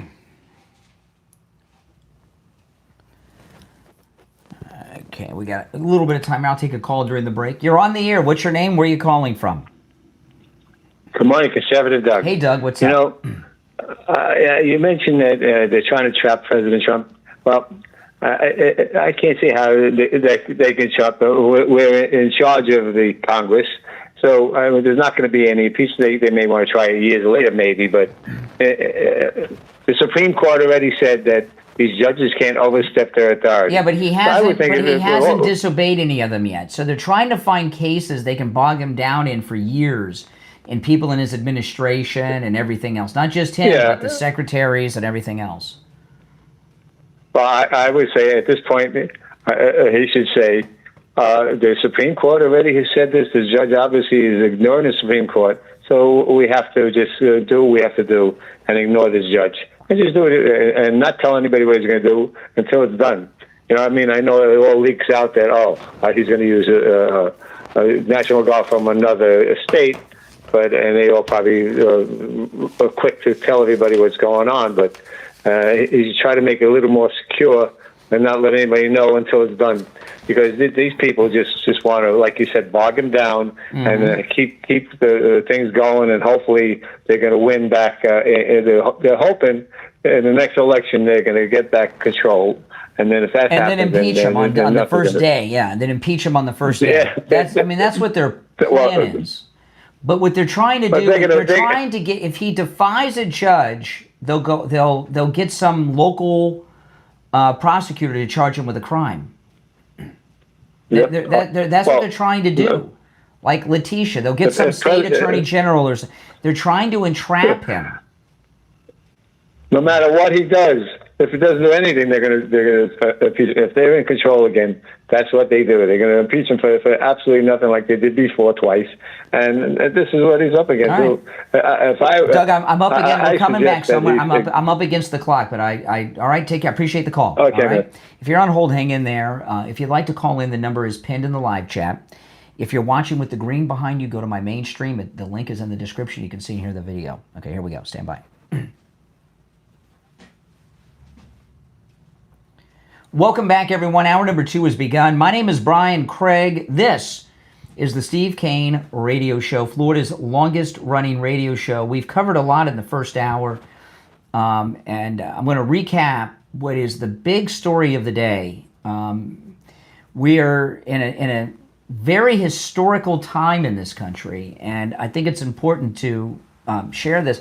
Now, I've been arguing that the state of Illinois, California, and Oregon are in open rebellion against the federal government, that they have formed a second Democrat Confederate States of America. Remember, the first Confederate States were the Democrats too. They didn't like who won the election, Abraham Lincoln. They lost the election, so they left the Union, formed the Confederacy, and started the Civil War. That's what's going on here. And it needs to be stopped quickly before things continue to escalate. There was a major incident over the weekend in Chicago. And this is one of those, I was talking last week on the program that if you go through the history of the United States, there were these incidents that happen that change everything. We're in one of those periods right now. We really, truly are. And it's a big one. So we have these ICE raids going on. And the high-profile ones are in the blue cities because those are the sanctuary cities, okay? So that's where they're based out of, and that's why they're going in there. Now, we all knew that when Trump started doing the mass deportations, it was going to be unpopular, and Democrats would whine about it. The media would slander him with their fake news about it. But things have gone a whole new route. This open rebellion. It's not just the state's governors and local officials. It's also these unelected federal judges that are part of the rebellion, too. Now, what happened in Chicago, let me play this story for you. This is from Fox News over the weekend. This major incident in Chicago. Listen.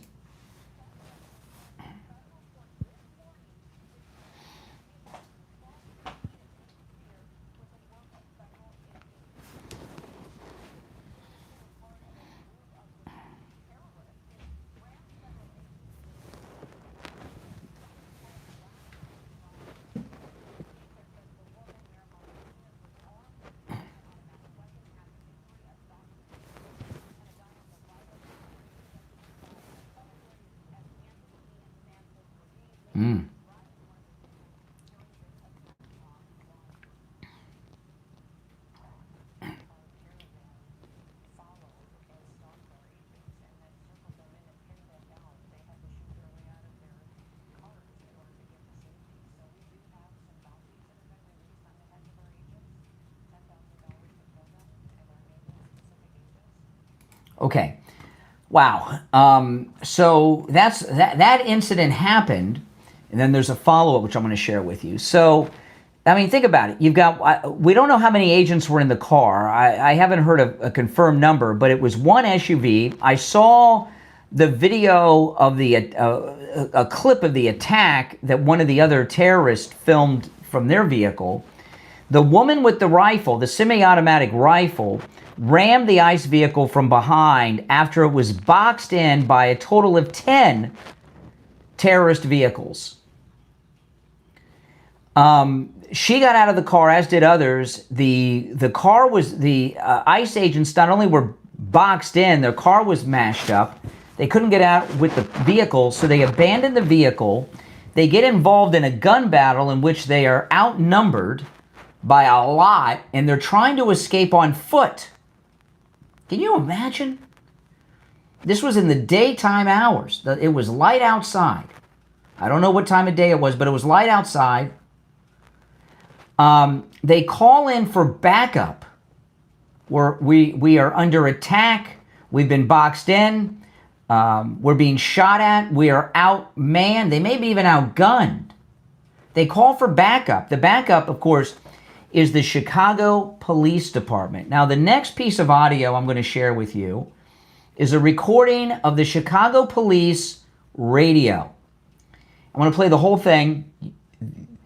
An order is given to not respond.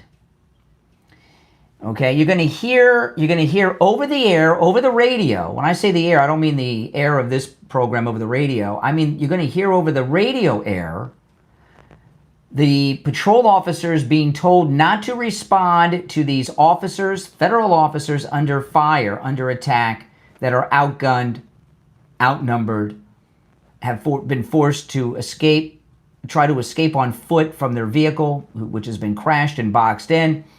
The patrol officers are told not to respond. There's some confusion at such a bizarre order.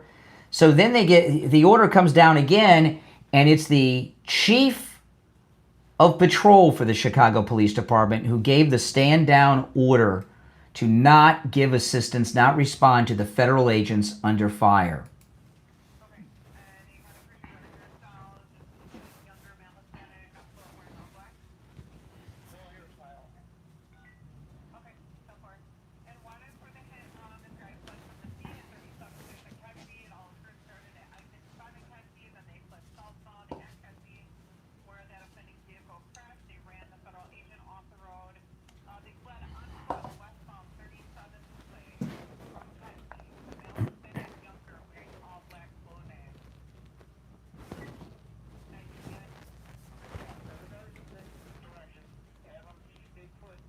Okay, hear that? Now here's the first order. I'll rewind it. The first order, the person's not identified, but an order is given to the Chicago PD, do not respond, stay put. Now keep in mind, these ICE officers that have been attacked by overwhelming numbers, they've been forced to abandon their vehicle. There's been a gun battle.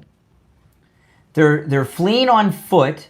The attackers are also on foot, possibly following them, tracking them down, trying to find them with rifles.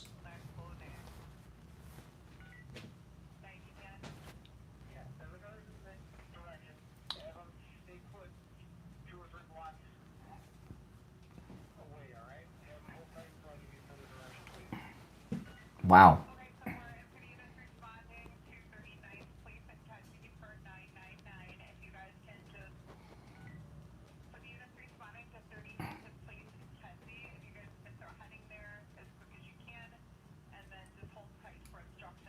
Okay, so now they've been ordered to stay a couple of blocks away and hold tight. Do not respond.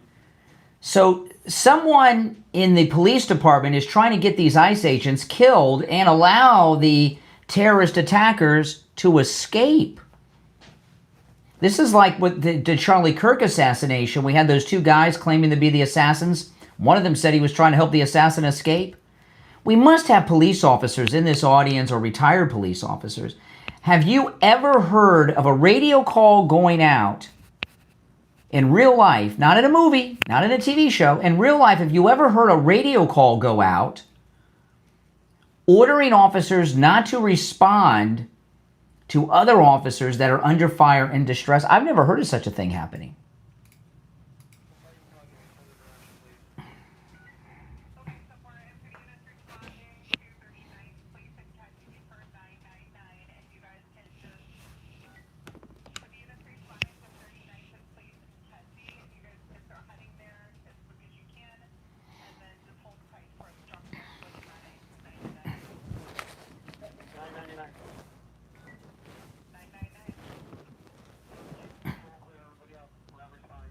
Hear that? Per the chief of patrol, we are clearing out. We're not responding over there. Per the chief of patrol. Why hasn't Cash Patel and Bongino got out of their office and arrested this guy? What the hell are they doing? I saw them at the Charlie Kirk Memorial. That was nice. This is a federal crime now. This chief of patrol is trying to get these federal agents killed.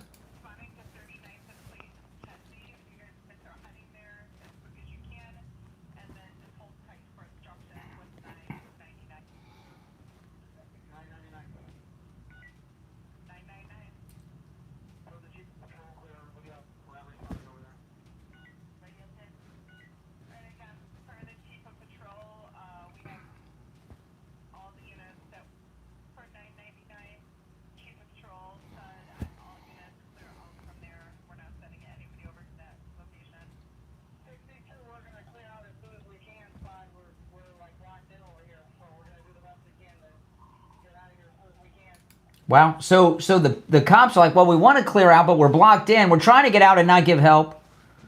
My goodness. I've never heard of something like that happening ever in my life. And to do it over the air, which they know is recorded, and God knows who's listening, they're not even fearful of doing it. You know, I want to talk about life imaging FLA. You guys were hearing me last week. I went in for a full body scan and a heart scan, which my cholesterol level's been about 300 for over 20 years. And every doctor I've had has told me I'm a heart attack waiting to happen because my cholesterol is so high. It really is. That's why you hear me talk about taking my blood pressure from time to time. That's why I took my blood pressure all the time. I was afraid I had, that I was going to have a heart attack in my 50s, and I'm in my 50s now. And thanks to Life Imaging FLA, I found out a couple of things. One, I have no blockage or plaque buildup in my arteries. My heart scan showed I have the heart of a 20-year-old. Isn't that amazing? That's amazing. But because they did a whole body scan, I also have no cancers or anything else. But if they would have found blockage, I would have already had the surgery, whether it was bypass or stents. It is very common for people to go in there and have their lives saved by Life Imaging FLA because they find out that they have blockage, that they're about to have a heart attack, or they have some type of cancer. Life Imaging FLA can detect heart disease and even some cancers before you show any symptoms. And the scan they use is amazing, okay? I didn't have to get undressed. I wore my clothes. I didn't have to put on a gown. I thought I was going to have to get naked and put on a hospital gown. No, I didn't even have to take off my watch. Isn't that something? And boom, I got those results, and I have peace of mind. But if I would have gotten bad news, I would have had it taken care of. They're saving lives every day. Life Imaging FLA has locations in Broward, Miami, and Palm Beach County. Okay, call for your free heart scan with a few minimum requirements that's valued at $699. Just pick up your cell and call pound 250 and say free heart scan. That's pound 250. Just say free heart scan. You got it? Pick up your phone, pound 250, and say free heart scan. You'll be connected in seconds. We'll be right back. If you're on hold, stand by.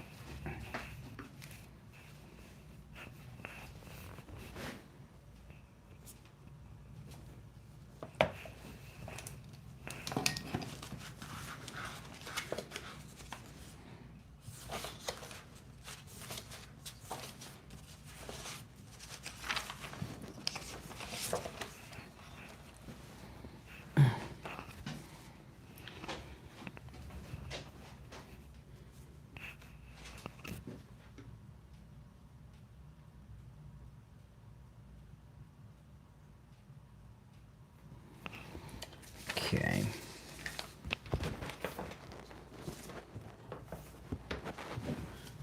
If you're on hold, hang in there, guys. I'm just getting set up.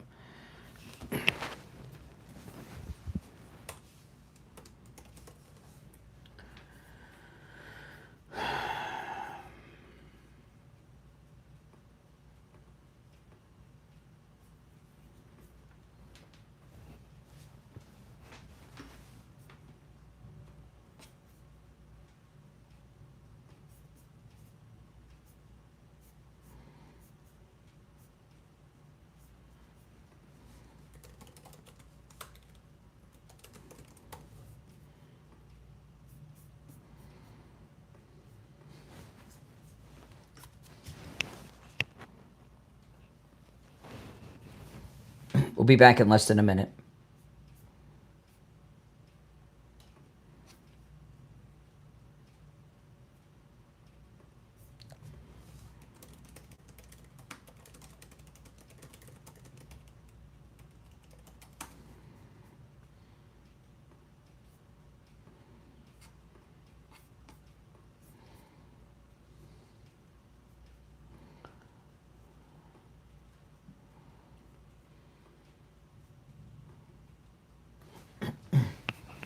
Now, those of you watching with the green screen, if you go to my main stream, which is linked in the description, you can see and hear all the audio and video that I play. All right? We'll be back in less than 30 seconds.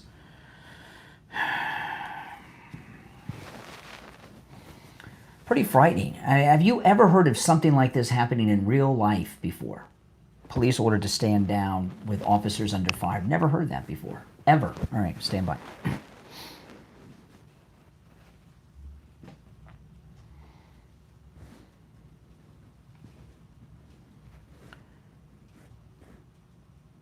All right, we're back. I'm Brian. It's the Steve Kane Show, Florida's longest-running radio show.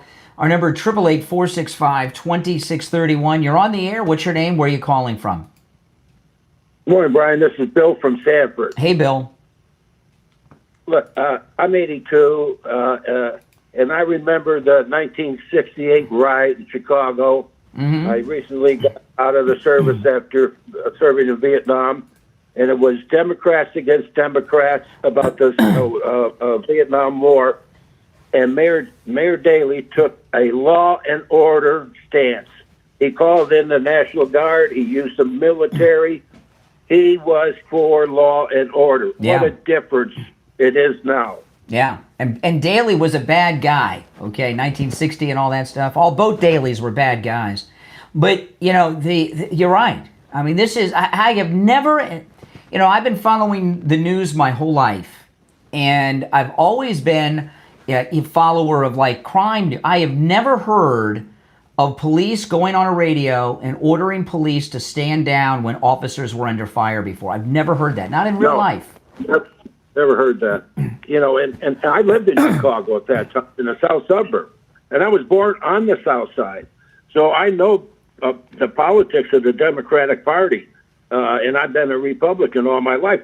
But let me tell you, I really was proud of Mayor Daley at that time for taking the law and order stance. Well, this situation, the chief of patrol for the Chicago PD giving a stand down order when these federal agents are under fire, outmanned, outgunned. He had some knowledge of the event. How did he know? Why was he running interference? And who? The attackers. One of them was a woman. The one that got shot by the federal officers in the gunfight. She had been doxing officers in the past, so she's been arrested. The other guy they were after immediately was a Hispanic male. So this is MS-13 or Trende. So how is this police chief not in federal custody being questioned and having his finances looked at? Well, yeah, because he put federal agents in jeopardy. Possibly could been killed. 10 cars around him. My God. Yeah. And who knows if they all had rifles in their cars? Yeah. I mean, it could have been a bloody thing. Yeah, it could have been. And you call in your backup to protect any violence. Well, the chief of patrol was trying to get the ICE agents killed, and helping the attackers escape.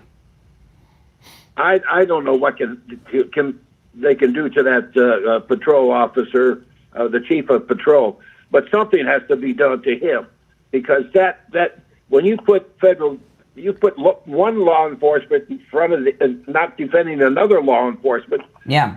There's something wrong. There's something wrong. All right, appreciate the call. Take care. You're on the air. What's your name? Where are you calling from? PJ from Broward. Hey, PJ. Hey, we don't have to wait until the midterm elections next year for the public to weigh in on what they think about these local governments keeping their local the police from protecting ICE agents. We got a governor's election in New Jersey and in Virginia. This should be brought to the fore. Yeah. The Democrat candidates need to be asked, will you allow protection for the ICE agents in your states? That should be a very key thing. That's why, I agree with you. I am focused, listen, if you've not noticed, I've been on the air for over, 2 hours now, and I've been talking about one story and one story only. And that's not by accident. I mean, this story needs to become the talk of the nation, what happened. You follow the news like me, PJ. Have you heard anything like this happening in the past in real life? No, this is open rebellion. Yeah. This is open rebellion. So they got to be put on a hot seat. And and also that what's his name? I'm sure you heard about it. The guy running for attorney general in Virginia, he needs to be asked about this on top of his other problems. Yeah. That guy is that's a whole other thing. I mean, there's a lot of criminal Democrats around. I mean, it's for sure right now. Yeah, but these two elections in New Jersey in Pennsylvania, I think there are only 2 states that have governors running gubernatorial elections.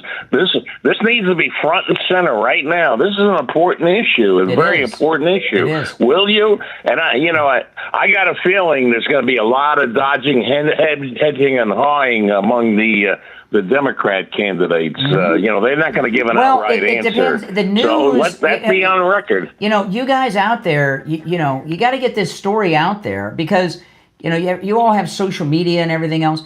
The media are not, no one is putting this in proper perspective, and the news cycle moves so fast.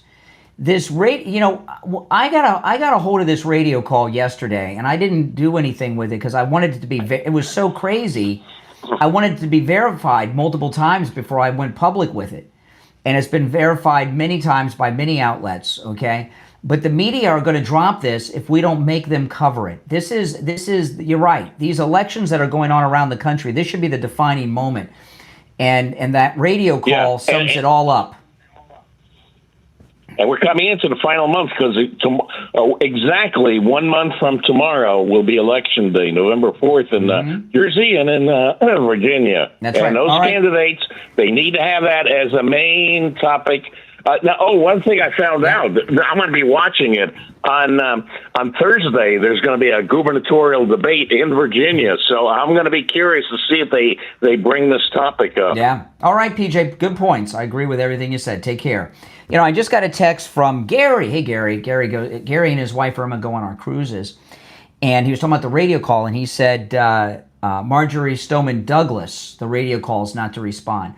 That's true but different. At Marjorie Stoneman Douglas, we had 2 coward cops, okay? We had the school resource officer who was calling in fake radio calls because he was afraid personally and was trying to stay far away from the gunfire as possible. And there was a BSO lieutenant, a captain, a lady captain, who showed up that ordered everyone not to go in. She was just trying to save her butt, okay? She was a coward. She probably still is. This what happened in Chicago is different in that there were officers under fire who were calling for assistance, and the chief of patrol, they have different chiefs. They got chief of patrol, chief of detectives, all that stuff. The chief of the patrol officers ordered them not to respond and give these ICE agents assistance who were under fire. That's a little different. The thing at Marjorie Stoneman Douglas, while they gave stand-down orders, it was only because they were scared. The lady captain was scared until Coral Springs showed up and took care of business. All right. Who do I got to... the Sloman Shield link. Having the Sloman Shield, the camera and everything else, my wife and I, we love watching our camera at the front of the house. And you guys do that. It's nice. It's relaxing. But it's so nice being able to see people coming up to the house before they even know, especially those salespeople that are always trying to get you to open the door. But I want to talk now about the Sloman's Shield Link. This is new, and it's an all-in-one ecosystem that integrates all your smart devices with your Sloman's Shield. Okay? The Sloman's Shield Link takes your everyday routines and actions based on your preferences and connects your devices to react to your actions. Listen to this. You come home at night, your lights are on, your TV's on, your favorite music's on as you enter the house. You don't have to turn anything on. Everything's already on. The Sloman Shield Link can act on almost any scenario, create scenarios based on what you want to happen, whether you want your thermostat to turn down when you turn your alarm on, automatically lock your doors, make sure your security lighting's on. These scenarios are a reality with the Sloman Shield Link. On top of that, Sloman's is compatible with the devices you already have in your home, so you don't have to go out and buy a bunch of new devices either. Sloman's includes installation for your devices, plus they offer 24/7 support. So whether you want to troubleshoot a problem or you want to add programming, you can call them anytime, 24/7. Give them a call. Ask about the Sloman Shield Link. They'll give you all the details. 833-283-5050. 833-283-5050.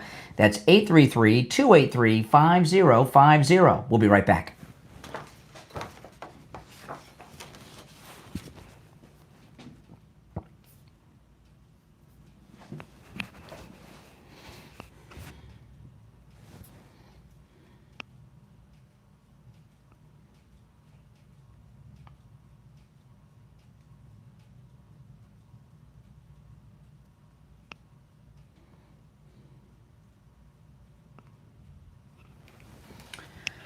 All right.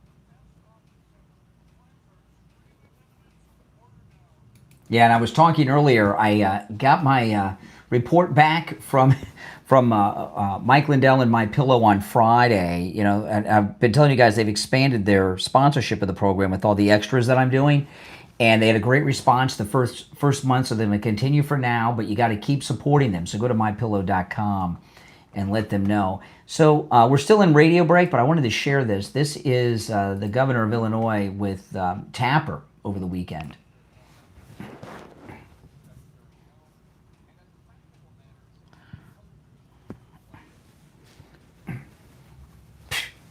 What a monster.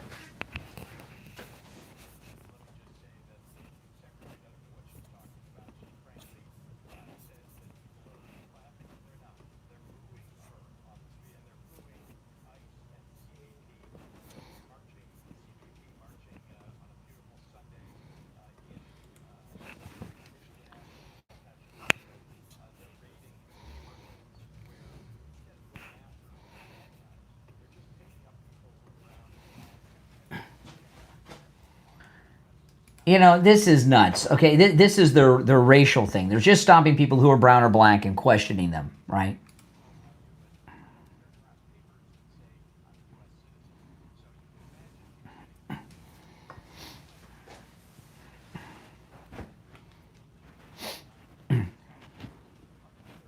Unbelievable.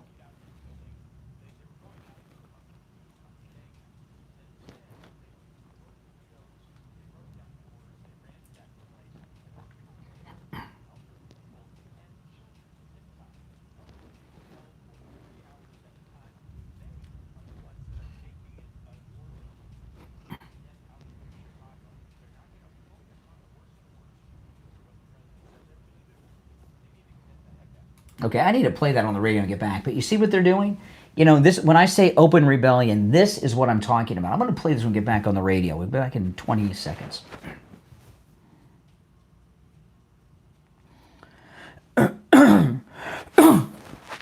Stand by. If you're on hold, hang in there. If you want to call in, the number is pinned in the live chat.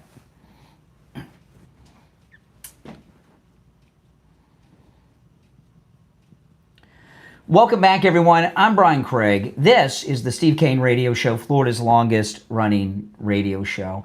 Yeah, you know, what PJ said before the break is true. It's open rebellion is going on with the Democrats. I want to share this with you. This is the governor of Illinois on with Jake Tapper on CNN over the weekend on State of the Union. And, you know, with everything that's going on in Chicago, listen to what he says to Tapper.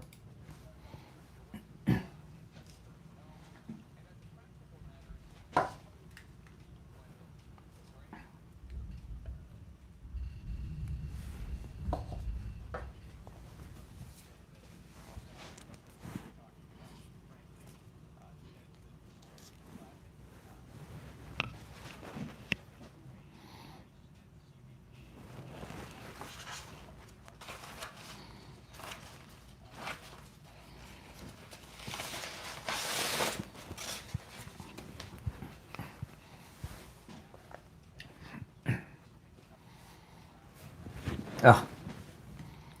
See this nonsense lie. You know, they're doing this race card thing and everything. They try to get try to get some more allies to the rebellion with that.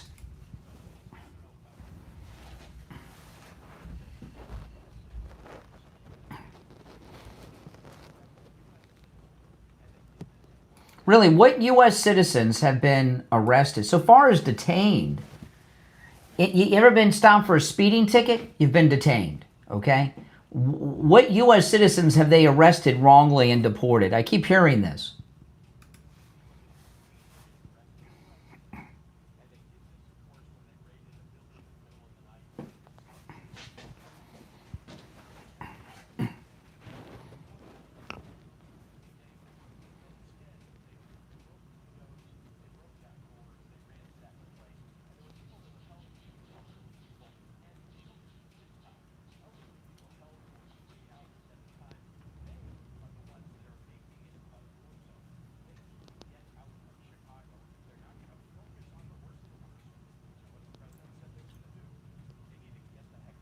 Hear that? They need to get the heck out. So here you have Confederate Governor Pritzker here, the governor of Illinois.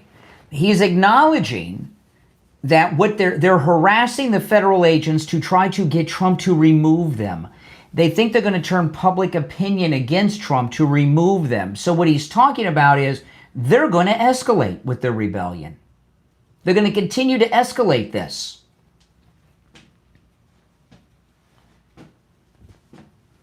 I mean, what the heck is going on here with our country? You really have to wonder how much of our country is under foreign control. And I pulled this up because of PJ's call. We have this Jay Jones Democrat who's been out there threatening Republicans and their families, and the Democrats are still backing him. Here's a guy, he is on Meet the Press yesterday. He worked for the Biden administration, and he's talking about Jay Jones, who was calling for the assassination of Republicans and their kids. Listen to this.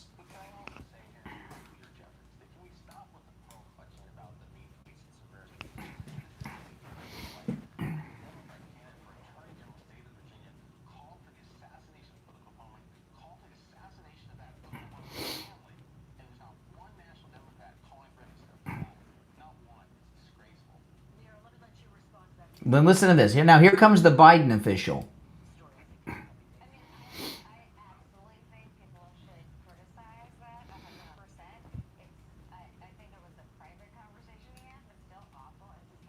Oh, a private conversation to assassinate. When people are usually putting out hits on people, they don't do it publicly. Those are most often done in private. But since it was a private conversation, oh, okay.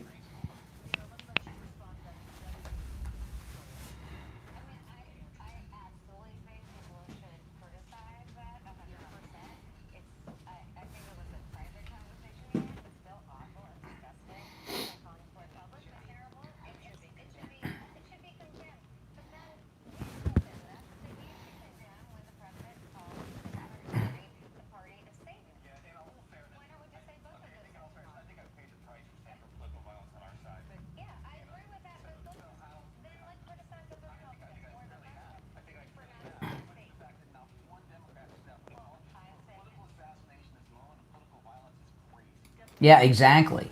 You know, the Democrats have this, if you're on hold, hang in there. And if you want to call in, the number's toll free, 1-888-465-2631. 1-888-465-2631. You know, the Democrats keep saying, oh no, there's this report that shows that the majority of the violence comes from the right. And last week, Thursday, Friday, I pulled up that terminally boring report. First off, they're going back to incidents that happened in the early and mid-90s, which includes the Oklahoma City bombing. That's one. So they're going back in time 30 years. Think about it. If you were talking about political violence in the 1990s, would you be going back to 1960? Well, the Democrats in 1962, would you do that? No. It's almost half a century, 30 years. But if you look at who they, in that study that they're promoting, because I see these pundits referring to it as well, not just our liberal callers. who they say are right-wingers, just they are not. Tim McVeigh, they consider a right-wingers. They give us 167 murders right there that they blame the right for. First off, over 30 years ago, and he was a Klansman, Tim McVeigh. Neo-Nazis and white supremacists in that study are classified as right-wing. They're not right-wing, okay? So their definition of what the right is off. And they're going back in time 30 or more years, which is absurd. And the reality of the situation is this. When they lost the lawfare and President Trump's popularity exploded, they shot him in Butler. And they tried to do it again. And they failed to assassinate President Trump. So now but since that moment, you would have thought the opposite would have happened. They shot a presidential candidate, and the next president, who's currently the president. You would think that they would tone down their rhetoric, but no, they amped it up. Charlie Kirk, just a few short weeks ago, was assassinated in front of the world live by a leftist, by a Democrat. You would think after that, they would tone things down. They're amping it up. We have federal agents under attack. And what do we have? We have Democrats saying, well, they need to get out of Chicago. They need to get out of Portland. They need to get out of California, and these things will stop.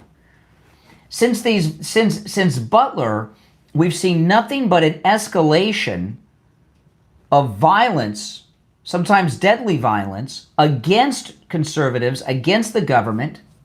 You know, Tim McVeigh, they list in that report as a right-winger. He was an anti-government guy. Well, isn't Pritzker anti-government? This chief of patrol in Chicago, isn't he anti-government? They're going after and opposing what the federal government is doing, the deportations. They're the ones who are anti-government. And you know what? They're extremist. When have you seen Republicans stand up and make excuses for people committing acts of violence with deadly weapons against federal law enforcement? Remember, they came out of those cars at the ICE agents with rifles and firing at them. And there was a gun battle. When have you seen that happen when it was the right that did that?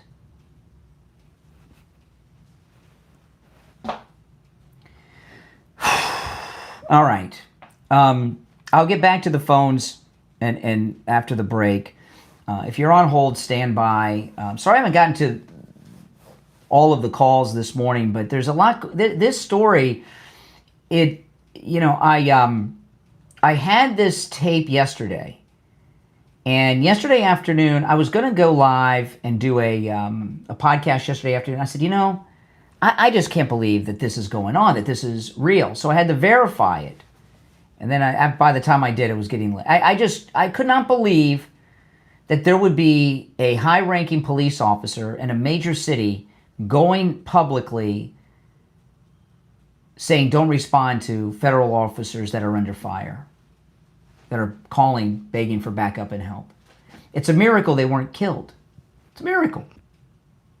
They must be darn good officers, because the only one I've heard of getting shot is that girl that rammed them. I don't know how they did it. Maybe they did get hit and their body armor saved them. I don't know.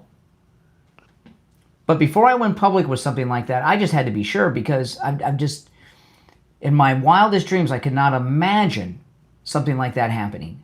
And it did. Have you woken up this morning in pain, maybe a little more active over the weekend, cleaning out your garage, playing some pickleball, out golfing? Go see Dr. Appleton and say bye-bye to your pain like I've done 7 times. I've been talking a lot the last week or so about how Dr. Appleton's robotic laser works. And remember, the robotic laser, which moves around the entire area, covers and repairs the damage in the entire area. as an example, with my shoulder, because the robotic laser moves around, it treats the front of my shoulder where the pain is, the top, the sides, the back, underneath even, where my arm, every area. And the laser, which is completely painless, you don't even feel it happening. All the laser treatments are performed by Dr. Appleton himself. The robotic laser actually repairs the damage that's causing you the pain. That's why when Dr. Appleton has rid me of pain these 7 times, the pain has not returned, because he repaired the damage causing me the pain. Works on every type of pain I've heard of. I'm going to go through this list, which is an incredibly not a full list, okay? These are just some of the most popular pains that people have. Arthritis and bursitis, work and sports injuries, strains and sprains, repetitive motion injuries, post-surgical swelling, neck and back injuries, knee conditions, tinnitus, sciatica, spinal stenosis, fibromyalgia, plantar fasciitis, rotary tears, herniated discs, acute and chronic pain. The list goes on. Stop suffering. Go see Dr. Appleton. Remember, there's no surgery, no drugs, no downtime, and no appointment necessary. Walk-ins are always welcome. The consultation with Dr. Appleton is free. If you have x-rays or scans, bring them. Dr. Appleton will gladly look over them. Take advantage of this no-charge free consultation with Dr. Appleton. 954-973-0710.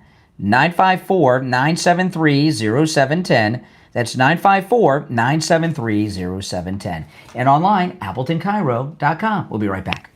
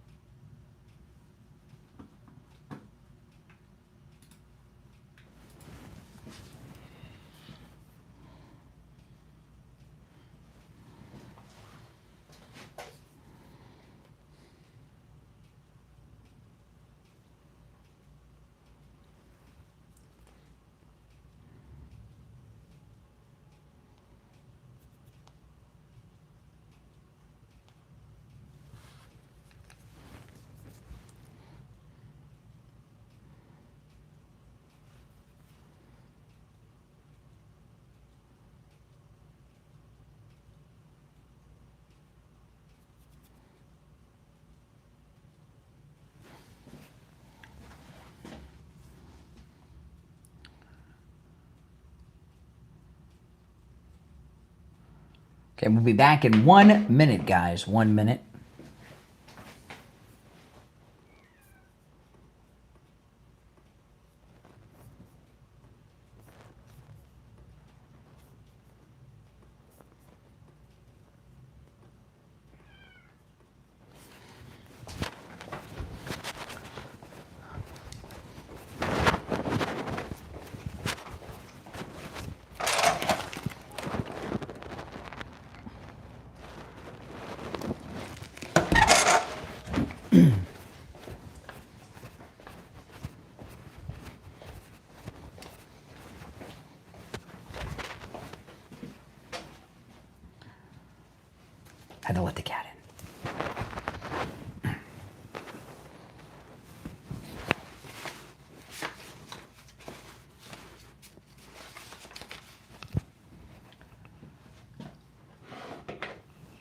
All right, welcome back, everyone. Boy, I just looked outside. It is dark out there. It is most definitely hurricane season out there. All right, so back to this story. So here, let me go through the details of what happened in Chicago.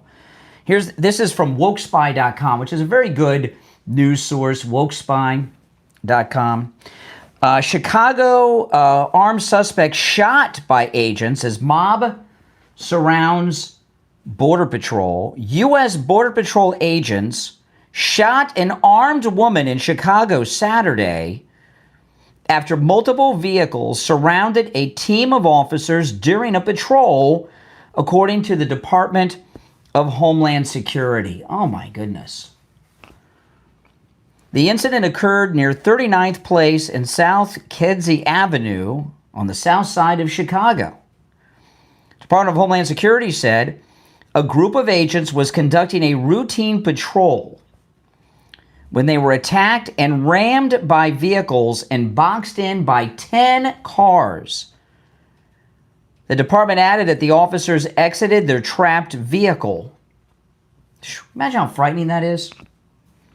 When a suspect tried to run them over, the officers were forced to fire. So it wasn't enough that they rammed the car and were shooting at them. When they escaped the vehicle, they tried to run them over. You know, this is in the broad daylight. This is the incitement of violence by the left.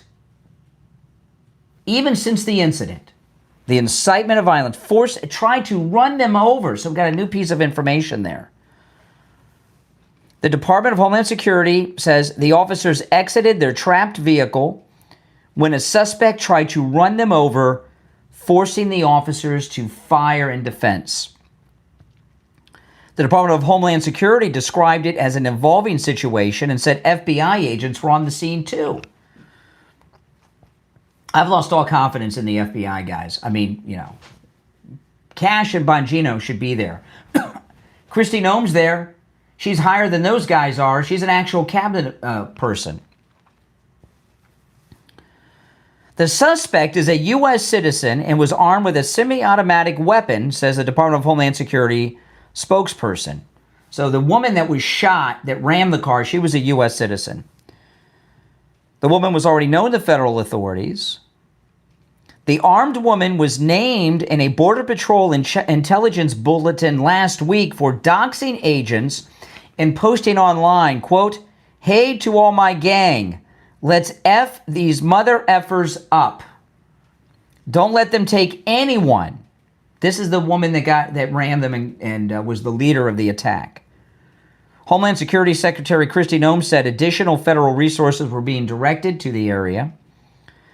Today in Chicago, members of our brave law enforcement were attacked, rammed, and boxed in by 10 vehicles, including an attacker with a semi-automatic weapon.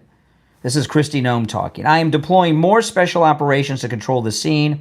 Reinforcements are on the way. If you see a law enforcement officer today, thank them," Kristi Noem said.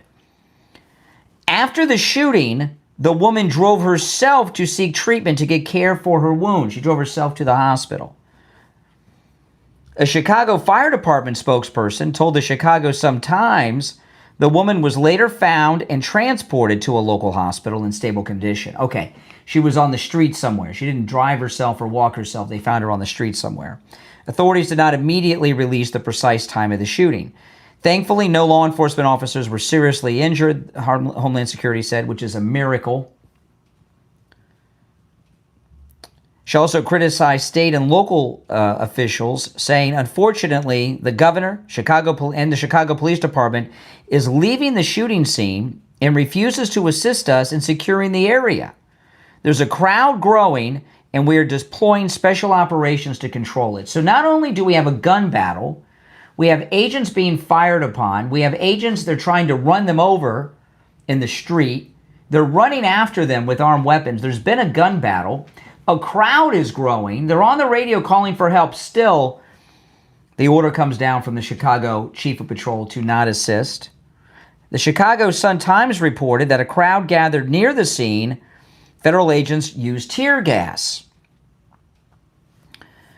The confrontation followed increased tensions around federal immigration enforcement activities in the Chicago area. Last month, Immigration and Customs announced Operation Midway Blitz, designed to target criminal illegal aliens who flocked to Chicago and Illinois because they knew the governor and his sanctuary policies would protect them. Well, we're in a whole new area now. Since the announcement, crowds have repeatedly gathered outside an ICE processing center near where Saturday's shooting occurred. You know, they're also endangering their precious illegal migrants. Remember, some got shot in Dallas. Fox News reported more than a dozen demonstrators were arrested in the streets near the facility Friday. Homeland Security said federal officers have faced vehicle attacks around Chicago in recent days. So this is not the only attack. Apparently there have been a number of attacks on ICE vehicles throughout the city. On Wednesday, so is it now policy of the Chicago Police Department to not respond? On Wednesday, the department reported criminal illegal aliens weaponized their vehicles in deliberate attempts to ram and injure officers carrying out their sworn duty to uphold our nation's immigration laws. In incidents in Bensonville, Illinois, and Norridge, Illinois. So there have been at least three incidents of ICE vehicles, at least two, maybe three incidents of ICE vehicles being attacked. Homeland Security spokesperson blamed elected leaders who oppose federal immigration enforcement for fueling hostilities. No doubt about that. You're on the air. What's your name? Where are you calling from? This is Dean from Mega Martin County. Hey, what's up? Hey, good morning. Hey, you know, it's time to start charging these anti-Americans that are, you know, like this chief of police that they told them to stand down. I mean, I think we need really to come in with an iron fist and just, you know, lay the law down. Put the law to them. You know, that's obstruction of justice, what they just did. Well, you know, charge them with federal crimes. What I've been calling it is it's a rebellion against the federal government. Yeah. Really? Yeah, it's basically what they called J6, which is such a nonsense shit. All right. First dump of the day. Can you believe we got this far in and we actually had to dump a Republican guy? I'm in shock. Well, you know what? People are upset. I get that. I get being upset. I'm upset. I did not think we'd go this long on this Monday without having to use the dump button. And certainly I didn't think the first dump would be with a Republican caller. I want to talk about coastal weight loss secret. You guys, go see Dr. Zuckerman. Give him a call. It's a free consultation.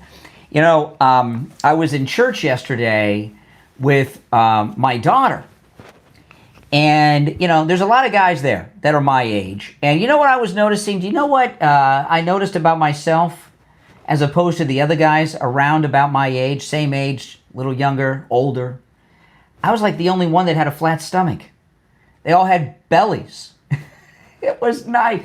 It's nice to have a flat stomach. Yeah, I used to have a bit of a belly coming on, you guys. You know, it was happening. But thanks to Coastal Weight Loss Secret, not only have I lost all this weight, inches off my waist, I have a flat stomach now, and it's nice. Without going hungry, without starving myself, without taking any prescription medications or getting shots and injections, right? Eating foods I would normally eat and without any exercise. And it felt great to see that flat stomach. Maybe I should be thinking about other things in church. I know, I get that. But it's just nice to know. It's just nice to know. It's a great feeling. I look good. I feel great. And I keep seeing these people that have that use these medications and shots. That's not how you want to look. You want to look like me. You want to look great. So give Coastal Weight Loss Secret a call and set up your free consultation. You can lose 10 to 20% of your body fat in just 60 days. And remember, my results are typical with Coastal Weight Loss Secret. 561-247-6300. 561-247-6300. 561-247-6300. And online, coastalweightlossecret.com. You're on the air. What's your name? Where are you calling from? Oh, Steve, Gloucester, Mass. Hey, Steve, what's up? What's up? I'll tell you what's up. These people are crazy. That's what's up. Well, you liberals out there, you know, you're not a liberal, are you? You're in Boston. You're not are you a Democrat? No, I'm no, independent. Independent. Yeah. Why aren't you MAGA? Well, I am actually. Oh, okay, good. You got to be. I guess you got to be under. You got to be in the closet in Boston, right? Yeah. Well, yeah, I guess so. Well, what happened to me was, I had a stroke a while ago. Oh, I'm sorry. Right. Yeah. That's all right. I play PlayStation. Because I said I like Trump, I got banned off my account. Really, off PlayStation? You can't play video games now because you're MAGA? Oh my goodness.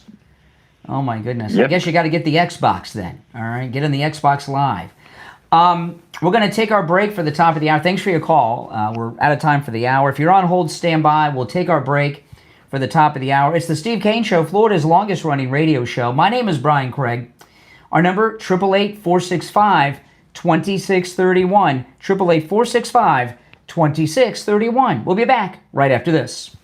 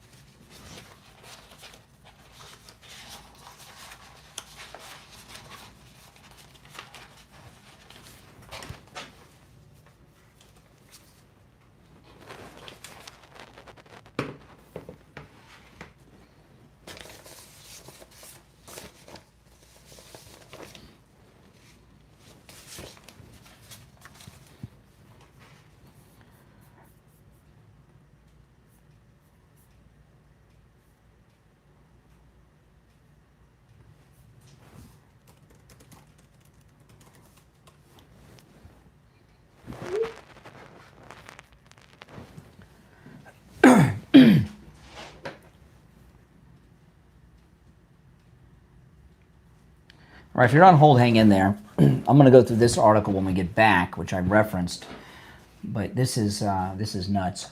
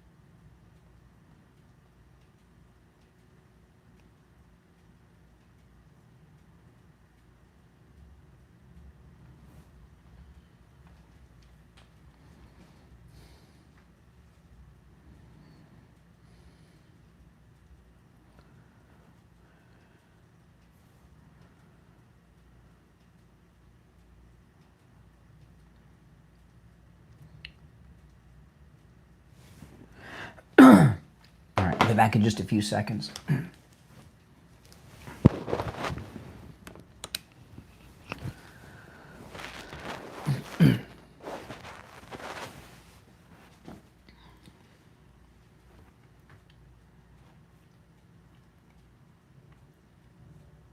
All right, welcome back, everyone. I'm Brian. You are listening to Florida's longest-running radio show, The Steve Kane Show, on the radio since 1977, celebrating 49 years on the radio. It is Monday, and it's raining pretty hard outside. Oh, my goodness. It's hurricane season, guys. That's why I want to call Tom Laporta. Just to recap, I'll go to the phones in a moment. I'm talking about this open rebellion that's going on. And there was a study done. It's in Hot Air. And I put this on my X, Brian Craig Show on X. Democrat Party rhetoric has gotten more violent after the assassination attempt of Trump. And they go through a lot of detail doing Google search tracking and such, that the rhetoric is getting more and more violent every day. They've given up on the lawfare. Now they're just going for outright violence on the left, and they're not even hiding it anymore. All right, let's go to the phones. You're on the air. What's your name? Where are you calling from? Julie. Hello? Yeah, you're on the air. What's your name? Where are you calling from? Oh, here we go. Hi, Brian. This is Al from Illinois. Hey, Al. What's up? How are you doing? You're totally right about this situation in Chicago and in California. I had called it previously, and I'd mentioned the word military to you before. And, you know, in Chicago, in places like that, in these sanctuary cities, they're basically giving these cartels a safe haven to conduct business, you know. And right now, President Trump has declared war against these cartels. You know, I mean, and they're also using military personnel. I'm thinking that with people like Governor Pritzker, who keeps on, you know, constantly, the guy, every time he opens his mouth, it's some kind of incitement or some kind of accusation. Well, this attack on the ICE officers in Chicago, this was a military-style operation. I don't care if the one girl that got shot is an American. The other guy they identified as Hispanic. This to me, and I haven't heard that verified that she's a U.S. but this is a military-like attack. And these MS-13 and Trinda guys, they have, some of them are ex-military, but they have military training. This is a very scary development in this immigration war and drug war that's going on, and it seems like these gangs own Chicago. You know, Brian. You know, it seems to me like this is starting to get into the realm of where it's not really as much federal jurisdiction as military jurisdiction, which is a totally different code of law. If they get Pritzker and Newsom involved in some of these, you know, if they're a direct defiance of a federal, you know, law, they could wind up in a military tribunal. I'm not saying that's going to happen. There's not going to be any military tribunal. There haven't been military tribunals since the Second World War. We're not going to have that. All these people that obsess over military tribunals. I mean, come on, give me a break. All right, appreciate the call. Speaking of the military, did you guys catch the naval birthday celebration with the president and first lady yesterday? That was amazing. And did you catch the push-up contest with the lieutenant general from the Marine Corps with Hegseth and all that? It was just, you know, certainly we got the military back on track from these weirdos that were running it. But all these people on the right that talk about military tribunals, I mean, no, that's not where you want to go with this. Why are there so many people that obsess over that? That's, first of all, that's counterproductive to talk that way, and you don't want the military becoming the legal system in the country. All right, you don't want that. Everything is fine so far as that goes. But we do have these Democrats in open rebellion, no doubt. You're on the air. What's your name? Where are you calling from? Brian. Yes. Hi. Good morning. Yeah. What's your name? Where are you calling from? Shawna here from Alberta, Canada. Okay. What's up, Alberta? Yeah. So, what us Albertans here in Canada here, we want to separate, right? And we stand behind Trump. Like, this is absolutely lunacy, what's going on up here in Canada. And if you look at it, the Liberals and Democrats here are basically insane. Well, there's nowhere in the world where the left are not insane. I mean, that's just the way it is. Is Alberta the one province where the premier wanted to leave Canada and join the U.S. a few months ago, and that was being talked about? Yeah. Yeah. Yes. That's what we're debating right now. I don't know. So we're looking at leaving Canada, Yeah. separating, becoming our own nation, Mm. right? Because we do not agree with the policies from the far left liberals. Yeah. Well, And you know, Mark Carney seems to be. Sorry, go ahead. Yeah, you know, listen, I can't worry too much about Canada. I gotta worry about our country. You know what I mean? It's hard for me to worry about Canada. We love the States, but we're worried about our country. We would love to see somebody like Trump come into our country. Yeah, and well, good luck. Take full-blown control. Good luck. I mean, you got a socialist country with a bunch of sellouts governing it. You know, they disguise themselves as globalists here in this country and around the world. They're not globalists. They're just a bunch of guys on the take. I appreciate the call. You know, one of the things that Trump's, I've noticed this, you know, in the 10 years that Trump's been on the scene, you know, I get calls from people in other countries, Australia, Canada, countries in Europe. And what Trump has done is really united the English-speaking world against these globalist leftists. And globalism, you know, people always worry about globalism. Globalism's a cover, like climate change was a cover. You know, and Democrats are all on the take. There's a conservative guy, some of you may know, Tim Pool. And he had a liberal guest on, well, scheduled, they canceled. And apparently they wanted like $5,000 to appear on the show. And Tim Pool had pointed out, he has a guest on his program, liberal and conservative. He's kind of a fence sitter, you know. Yeah. But he has liberal and conservatives on his show. And he said that liberals, 99% of the time, higher than that, 99.9% of the time, 99% of the time, want to get paid to be a guest on the program. They want to actually get paid to be a guest on the program. And he says he's never had a conservative. He says conservatives don't ask to get paid to be a guest. You know, typically as a guest, you don't get paid. But he says all the liberals all want to get paid to be a guest. And sometimes it's thousands of dollars. And he had a guest that canceled that got a better offer to be a guest somewhere else, they said, for however bit of money. And he was talking about this because somebody was accusing him of paying guests to come on and things like this. You don't want to pay guests. And it really tells you the difference between the left and the right. Every liberal he's had on, for the most part, wants to get paid. No conservatives wanted to get, or even asked to get paid to be a guest on the program. And the reason that is, it's beyond just that conservatives believe in what they believe in. Conservatives recognize when you're a guest somewhere, you're being paid by the publicity of being on that program. You're being introduced to a new audience of people that may not have ever heard of you. And liberals want to get paid. And the reason the liberals all want to get paid to be a guest is because that's what they're used to. They're paid for everything. You know, all these liberals that you hear that give opinions, commentary, wherever they are, it's not real organic opinions. They're all paid to do what it is they're doing. They don't do it for free. And when I mean paid, they're paid by the powers that be, by the political powers. You know?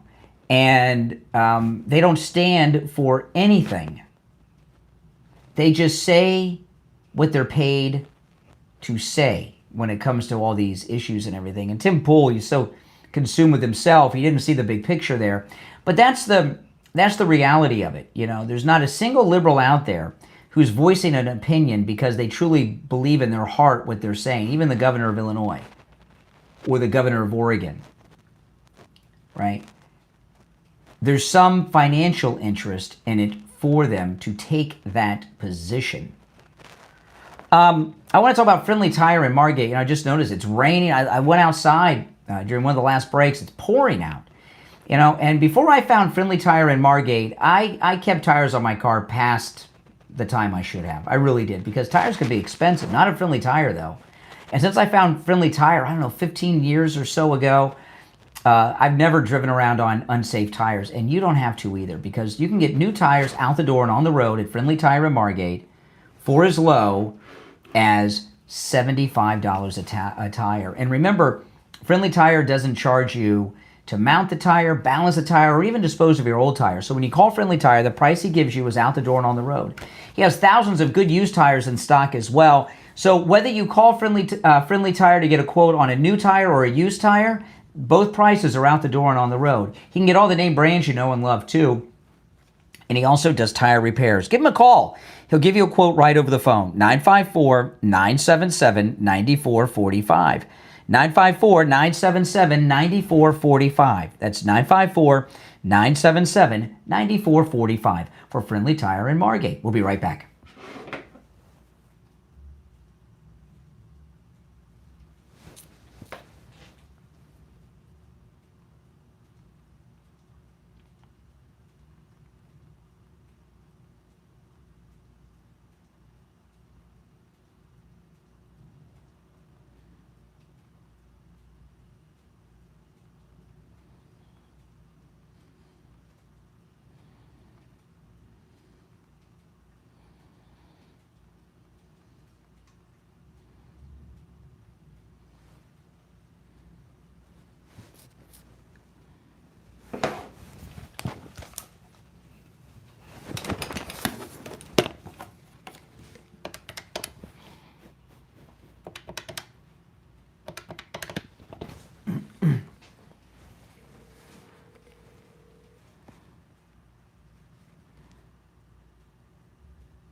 Hey, it's Brian. I'll put you on hold. I'll be with you in a couple minutes. Hold on.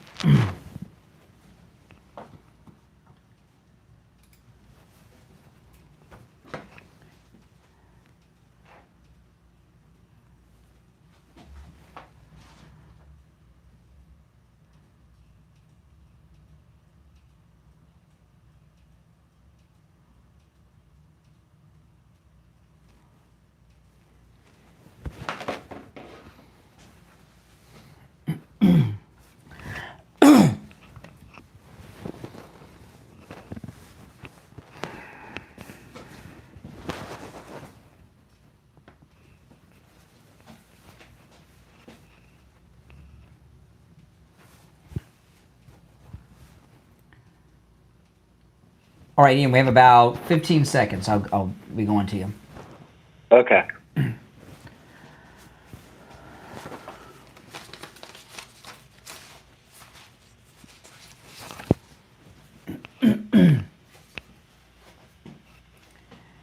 All right, welcome back, everyone. I'm Brian. You're listening to the Steve Kane Show, Florida's longest-running radio show. We're getting closer every day to our 10th annual Steve Kane, Brian Craig MAGA Cruise in March. And on the line, we have Ian from Cruise and Travel Depot, who's organized all of our cruises for this decade long that we've been doing them every year. How you doing, Ian? Hey, good morning. Wow, a decade makes me sound old. I mean, I can't believe it. I mean, gee whiz. I mean, we've literally spent months at sea together. We've done so many cruises now. It's pretty cool. I know. I've spent more time with you at sea than most people. Yeah, I know. We're like almost in the Navy, right? We've almost had like a full deployment. But we've got our 10th annual MAGA cruise is coming up on the Celebrity Beyond, which is amazing. And we got an announcement about it that we want to make. But I just want to talk just briefly. I'm a little short on time, Ian, but we got a big announcement I want to tell everybody. The Celebrity Beyond, Celebrity is a luxury cruise line. It's really like a yachting experience. That's how I describe it, Ian. You agree with that, I'm sure. Oh, absolutely. Yeah. I've been going on cruises since I was a teenager, and the first time I went on Celebrity, that was it. We take all our cruises on Celebrity because it's a very upscale luxury experience, but you don't have to pay that huge upscale luxury price with us. In fact, on this cruise, you're going to be paying prices from, 2019. We were talking on Friday, and you were able to grab some more cabins for our group at this low 2019 rate. Can you talk a little bit about that? Well, I went to them and said, we're so successful at selling these, it would behoove them, to give us more group rates for our E2 Infinite verandas with drinks and Wi-Fi, and they agreed with me, and they said, sure, for your group, 10 years, bit of loyalty, so they gave them to us. Yeah, and, our MAGA cruises, we're going to have a great time. We are doing a lot of things we've never done before on board, which we'll talk about down the road a little bit. But we have onboard activities we've never done before that I'm excited about. It's going to be a lot of fun. And Ian's been working on some shore excursions, which we'll announce as soon as the deals are signed, that are going to be out of this world, lifetime memories. And if you go with us, you're going to be paying less than anyone else on board the ship. I mean, we got that great of a deal. And we always have a great time. Everything we do is private and exclusive to our group. We've got a great MAGA family, and this is a large group we have. We always have a good sized group, but it gets bigger and bigger every year as our cruise family grows. So call Ian at Cruise and Travel Depot, 561-244-5779. If you get his answering machine, leave your name and number. Ian will call you back if you get his voicemail. Leave your name and number. He'll call you back. 561-244-5779. 561-244-5779. All right, Ian from Cruise and Travel Depot. We'll talk soon. Have a great day. All right, take care. Yeah, you guys got to join us. This is my annual vacation, and you're all invited. But no liberal stowaways allowed. These are good conservative MAGA people, and we always have a great time. All right, getting back to the issues of the day. Another thing too, did you guys watch the president with the naval birthday yesterday, the 250th anniversary of the Navy yesterday? I watched all of that. That was amazing. Melania came out and introduced the president. I saw Pete Hegseth. And I also saw... they had the Army-Navy game, and you saw Pete Hegseth in the locker room. The military, and you saw this with the cadets yesterday with the president. I didn't see any beardos. I saw some mustaches, but I didn't see any beardos. But I was watching, as I was watching Pete Hegseth with the football players, from the Army-Navy game, and then I was watching the president and first lady yesterday with the Navy, I was really paying close attention to the service people. They are so excited to have the military back under control by normal people. It's been the Navy's been run by weirdos, really, and so are the other branches. But I think it was it Pete Hegseth or was it President Trump? Because I watched both of them speak, and I can't remember which one of them said this over the weekend. I think it was the president yesterday with the Navy. He said, it wasn't that the military was woke with all the transgender, it was the leadership, the senior leadership. And I think that's true. And when we had these, the push-up contest with Pete Hegseth, with the Marine General, the Navy thing yesterday, the locker, I was watching people online showing who was running the military during the Biden era, and you have these cross-dressing, high-ranking officers and everything, and we've gotten control of our military back. And it's not just that we've gotten control of our military. To me, it seems like the service personnel are very excited about it. Right? They seem to be very happy about the turn of events since the election. And not only that, the Democrats, with the government shutdown that continues, the military aren't getting paid. And, I mean, this is a shame. Now, remember, the members of Congress get paid. Right? They get paid unless they don't accept the check. They have to go out of their way not to accept it. And people are always concerned about the government workers and the government workforce, but the military aren't getting paid, which I did not know was affected by the military shutdown or the government shutdown. And, without a doubt, the government is shut down because the Democrats shut it down. They need 60 votes in the Senate to get the resolution passed. We only have, 53 seats in the Senate, right? So we don't have enough seats to get it through. We need Democrats, and they won't. And with all of this celebrating all weekend long with the military, and it was a weekend-long celebration with the military, it's the Democrats, in particular in the Senate, led by Schumer, that's stopping them from getting paid. And that is rough. The military, they're not paid, the high-ranking officers get paid all right. But most of the people in the military, they don't make all that much money.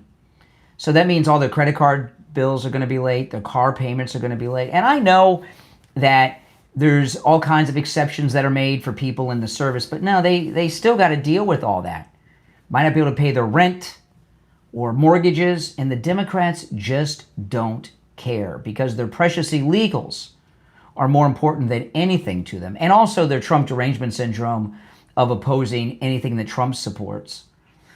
And it's really sad. Now, President Trump made a promise to the Navy yesterday. He says, don't worry, he's going to get them paid. Now, how he's going to do that, I don't know, but he didn't just say that. It was whatever his plan is to pay them, he's figured it out. The government's got plenty of money. They got to have money somewhere, and he'll pay them. But they don't make enough to go. A lot of them are paycheck to paycheck. They've got families, even though they get paid a little extra, if they got families and everything else. They got a lot of bills to pay. And you know what? The Democrats don't care because they don't care about Americans. They care about South Americans, Latin Americans, but they don't care about Americans of the United States of America. And that's obvious each and every day that goes by. And they're not even hiding it anymore at all. And, this narrative that they're trying to get going that, it's the Republicans that have shut down. Everybody knows this is not true. Everyone knows what the situation is. And they're still pushing. They're still pushing. So like with this police chief in Chicago, who are they answering to? Who is giving Schumer their marching orders? All right, we're going to take our break for the bottom of the hour. If you're on hold, hang in there. My name's Brian. It's the Steve Kane Show, Florida's longest running radio show. We'll be right back.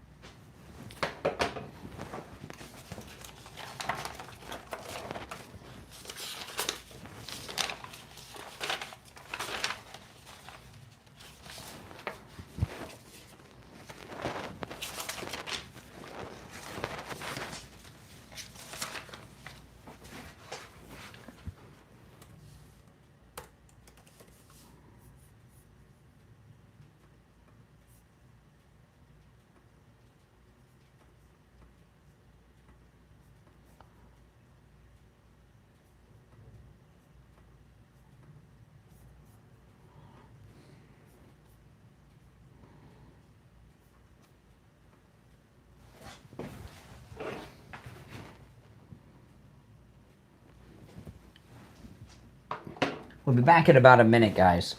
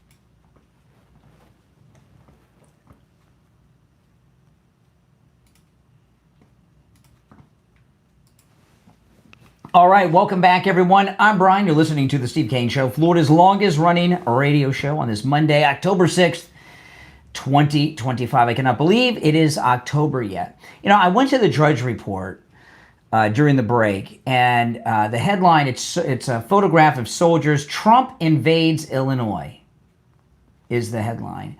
You know, there's been a lot of mystery about the Drudge Report that's been going on for years about who really owns it. You know, the Drudge Report used to be the place you'd go to several times a day. It was like the news source of record, and now it's become, for the last many years, some left-wing thing that people rarely go to.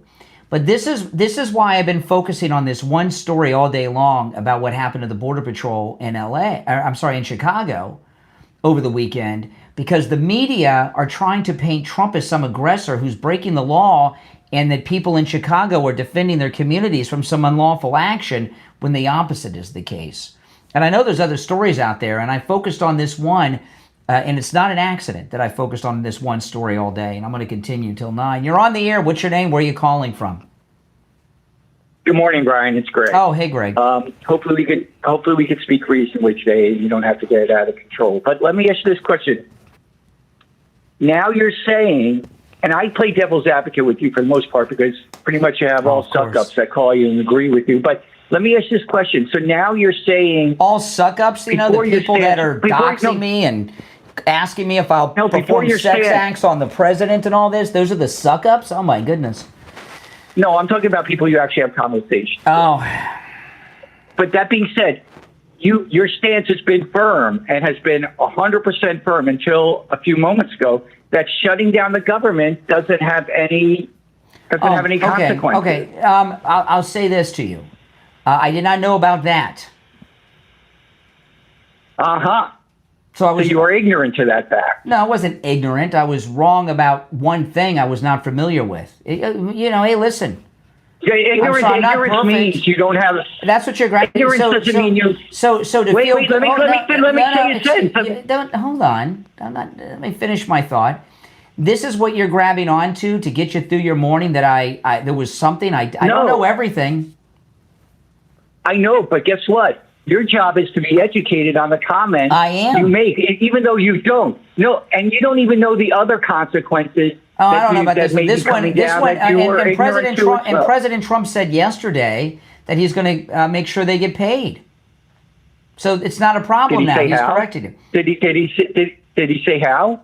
No, but he wouldn't say something like that. It was obviously something probably he hasn't given details because he doesn't want the left to go out and try to sabotage it. He's probably just going to go do it. It's not something he just said. When will it happen? He didn't say. When will it happen? He didn't say. So what? He said he didn't say any details to give those people assurances, the one that serve our country. He didn't say, listen, by the way, his prediction, and listen, I believe in his policies. I just think that messengers are wrong, like yourself and the way other people message the conservative principles. But you know what? You should give details. If you're giving assurances to people, like you said, that are living paycheck to paycheck. Because if he gives details, I'll give you an example, okay? A federal judge rules. I don't want any. I don't care what you want. I'm talking. Go ahead. President Trump was ordered by a federal judge not to send the Oregon National Guard in, or the Illinois National Guard.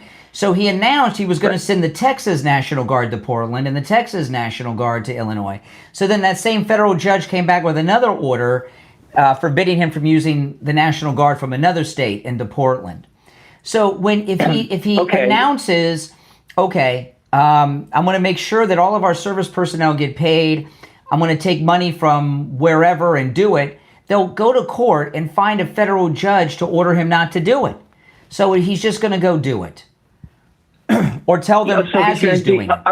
All right. Well, with regard to that analogy you just presented your listeners, the bottom line is, guess what? He appointed that judge. That's a Trump-appointed judge. She was appointed. And the basis, did you read the ruling or any bullet points on the ruling, the basis of her reasoning? No. I thought so. So you give talking points. You listen to other people's podcasts. No, I don't sit around. No, I don't sit around and read legal briefs. This is what I know. No. Just some bullet points. This is what I know. For over 100 judge-appointed judge. Excuse me. For over 100 nights, Antifa has been attacking and harassing the ICE offices and ICE agents in Portland. It's heated up a lot lately. We've all seen all the video. They attacked Nick Sorter, that conservative journalist, and then he got arrested. Hey. And he's sending federal troops. He wants to federalize the National Guard, to send them to that building like he did in Los Angeles to protect the federal building from these Antifa attacks. I don't care who appointed the judge. It doesn't mean the judge is right. Well, no, but when the judge said that Trump, who is a Trump appointee, said in her ruling, stated that he's overstating the violence that's going on in Portland, and she doesn't agree with it, and we don't need a militia coming in. So she said, of course, she applied it initially to, Portland, but then when he points another Texas, she goes, no, wait a minute, I'm not differentiating between states. We don't want the military or National Guard in here, period. Well, I don't care that Trump appointed the judge. They're wrong.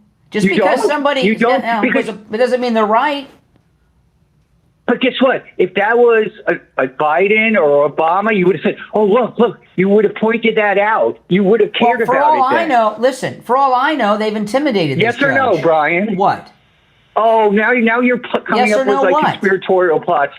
I don't know why that judge came out with such a crazy ruling. No, well, you asked me yes or no what, and you don't let me respond. If that was a Biden or Obama or Clinton, whomever, you would have pointed it out. But due to it was a Trump, you didn't want to point that out. No. Yes or no? No. You're lying to your pub. Have a great day. You're lying right there, and you know it. Have a great day. Because I didn't mention it? Please. No, I'll hang up on you first. He's trying to do a mic drop. Greg, too, is trying to do a mic drop. Listen. Because a judge was appointed by Trump is meaningless in this case. Who knows? Maybe they got pushed through by somebody from the Republican establishment. Who knows how they ended up getting appointed by Trump? Doesn't mean they're right. And I've been watching the video online out in front of that ICE facility in Portland. It is scary. They attacked Nick Sorter again last night. It was terrifying. He was live streaming and on X, and they grabbed him. And he just kind of disappeared into the dark. I don't understand why Portland is ground zero for Antifa, but it is. And they've done their first couple of waves of Antifa arrest, and I'll tell you, I've noticed something about the Antifa, because we're getting to see them unmasked lately.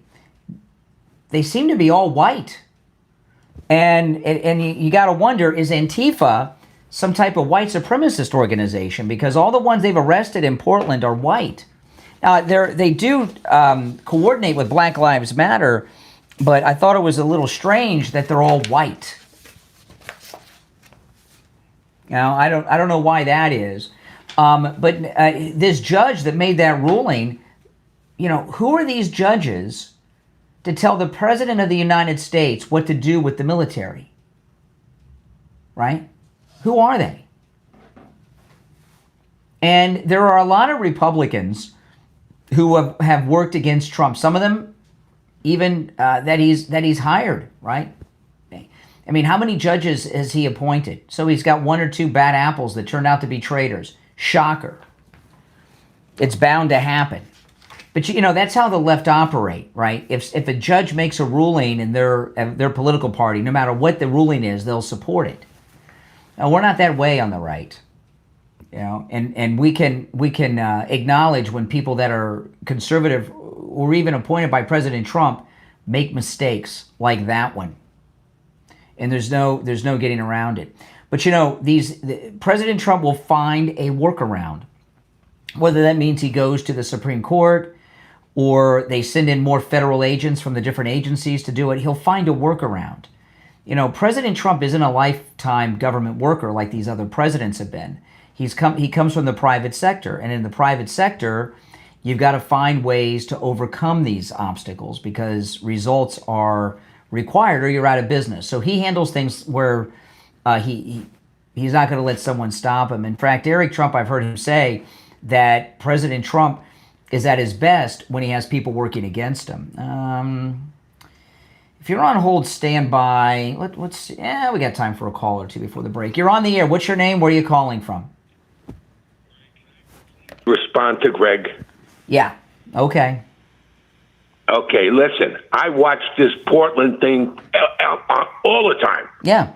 They're in front of the ice, and they're literally, they had to board it up because they were throwing Molotov cocktails at not them. only that, they've been there for they've been there for going on 4 months every night doing it. More than that. No, and you know what? The police have a stand down order. They won't go in there. But you know what the police are will do? working for Antifa. They'll clear the road so people can go to the spaghetti factory. But the hell with the ICE agents. They need Greg. That judge is out of her mind. And you can see them. There's tons of footage of them right in front of the ICE facility, and it's kind of like The Purge is what it looks like. It looks like The Purge. Oh my God. Some of them early in the evening they don't have their masks on. Some of them. Some of them look like runaway teenagers with blue and purple hair and nose rings. They look like they're like 14. Yeah. I'm telling you, this is outrageous. And for Greg to sit there with his law garbage. I don't know. I didn't hear any law expertise come from him. I heard some talking points from some article. Oh, he talked about the judge. He mentioned a judge in a ruling, but I didn't hear him cite statutes or anything. He doesn't talk like a lawyer to me. I didn't hear, like if you see Turley on Fox, he's always talking about statutes. He gives numbers and never hear that. I got to run, Richie, but he doesn't talk like a lawyer to me. He said judge and ruling, but he didn't go through statutes and things like this. I want to talk about Joe Thomas. Yeah, listen, are you risking your retirement with risky investments? You know, me, I like a sure thing. That's just me. I like a sure thing. And, with annuities, your money is never at risk. And, one thing I learned years ago from someone who was very, very successful, I talked to Joe Thomas a lot about this when he's in studio, because, what I learned when I was younger is if you want to be successful at something, find someone who is successful at what you want to be successful at and, see how they did it and what they're doing. And what financially successful people have told me, I learned this from somebody a long time ago, and then I realized this is true of most people that are very financially successful. You want to have a minimum of 3 revenue streams coming in. As many as possible, but a minimum of 3. And because, that way, if one's slow, the other ones are doing okay. You understand what I mean? And with an annuity, not only is your money not at risk, you're guaranteed a revenue stream, an income stream for the rest of your life. Isn't that amazing? It absolutely is. So give Joe Thomas a call. The phone consultation is free if you're around the country, but you can also have a free in-person consultation if you're local. And Joe Thomas will put together a custom proposal just for you based on your situation, your goals. And there's so many different types of annuities for different types of things. They have different types of benefits and bonuses and everything else. And he'll go over all that with you But turn your money into guaranteed income for life and stop risking your money. Here's the number, 561-743-0999. 561-743-0999. That's 561-743-0999. If you missed the number, just get it off his website, JupiterJoe.com. JupiterJoe.com. Call us on hold, stand by. We'll be right back. It is pouring down rain. I don't know if, can you guys hear it?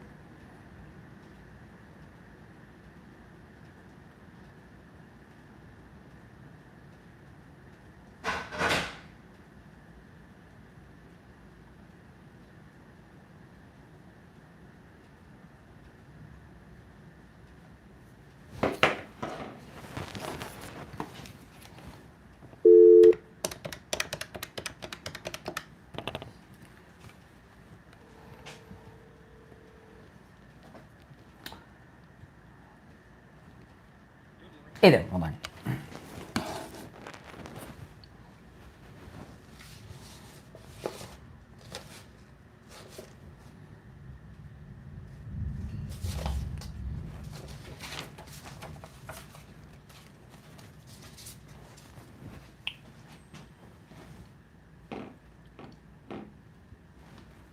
Okay, we'll be back in about a minute. If you're on hold, hang in there.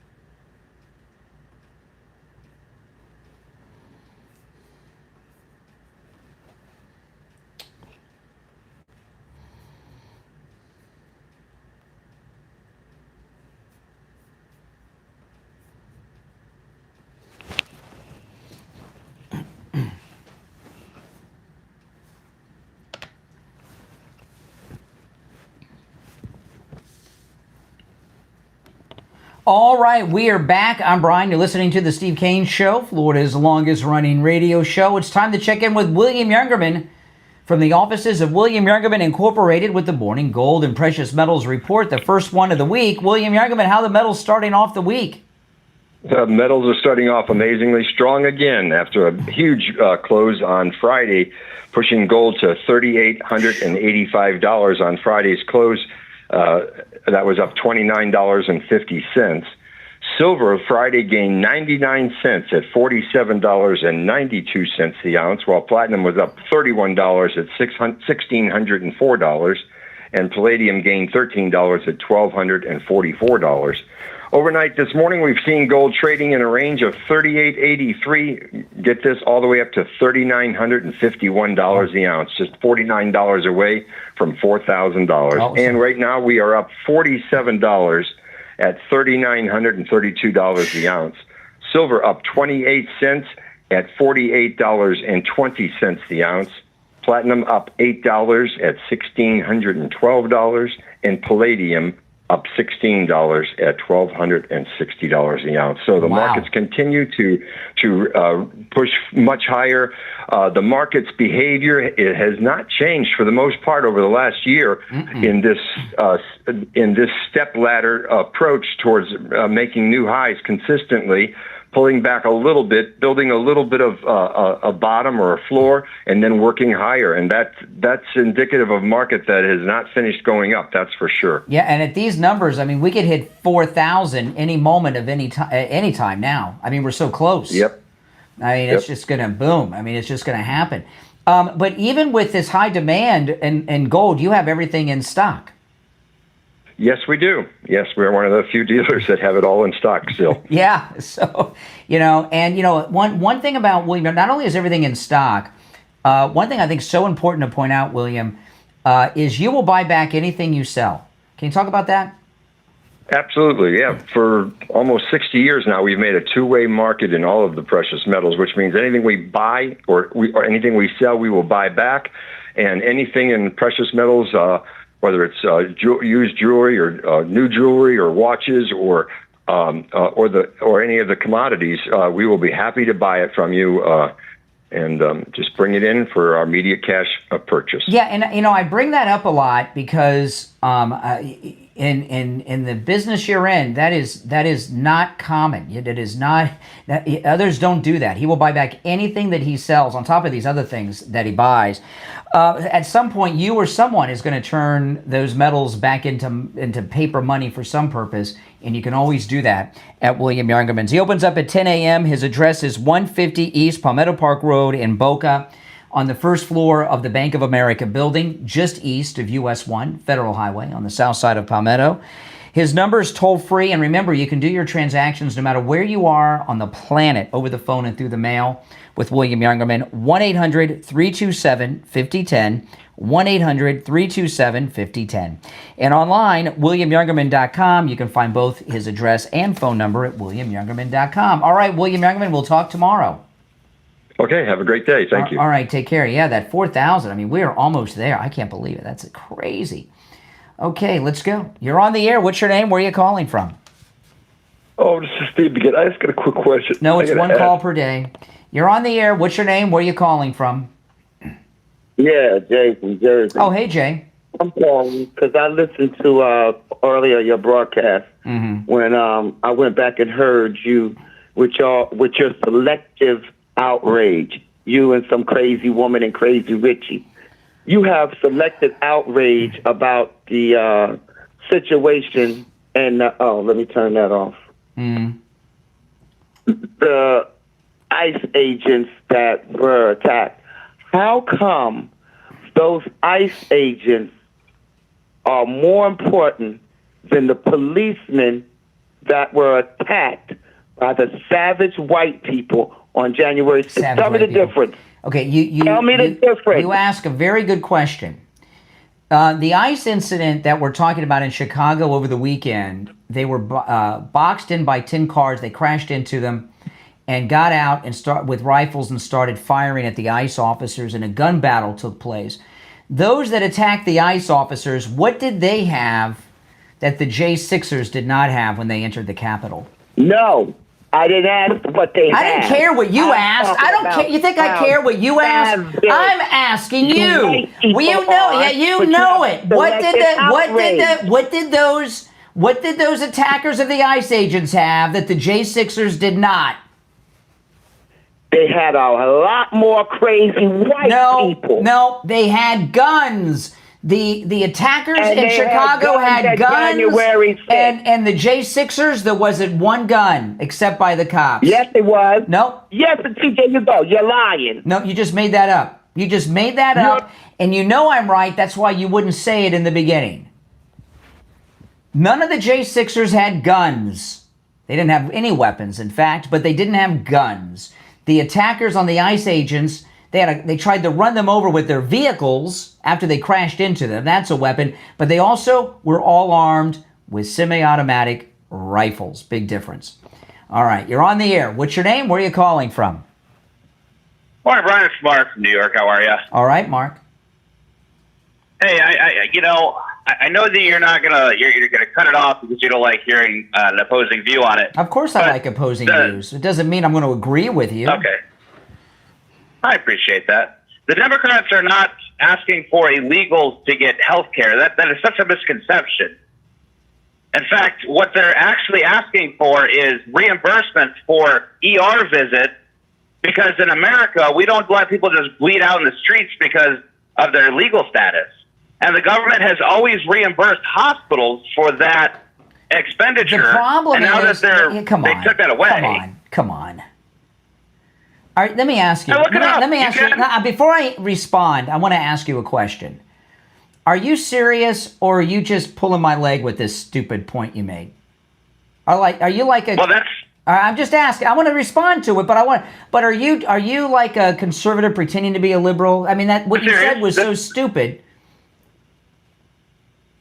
Is it? Did you look it up? Oh, okay, or so you're for real. No, I know the truth. Oh, okay. So you're serious. You're seriously this dumb. Okay. Yeah. Okay. Oh, okay. You agree that you're seriously this dumb. Okay, I like that. He said okay. Isn't that nice? He admits he's dumb. No. No. Yeah, I said, are you seriously this dumb? And you said, okay.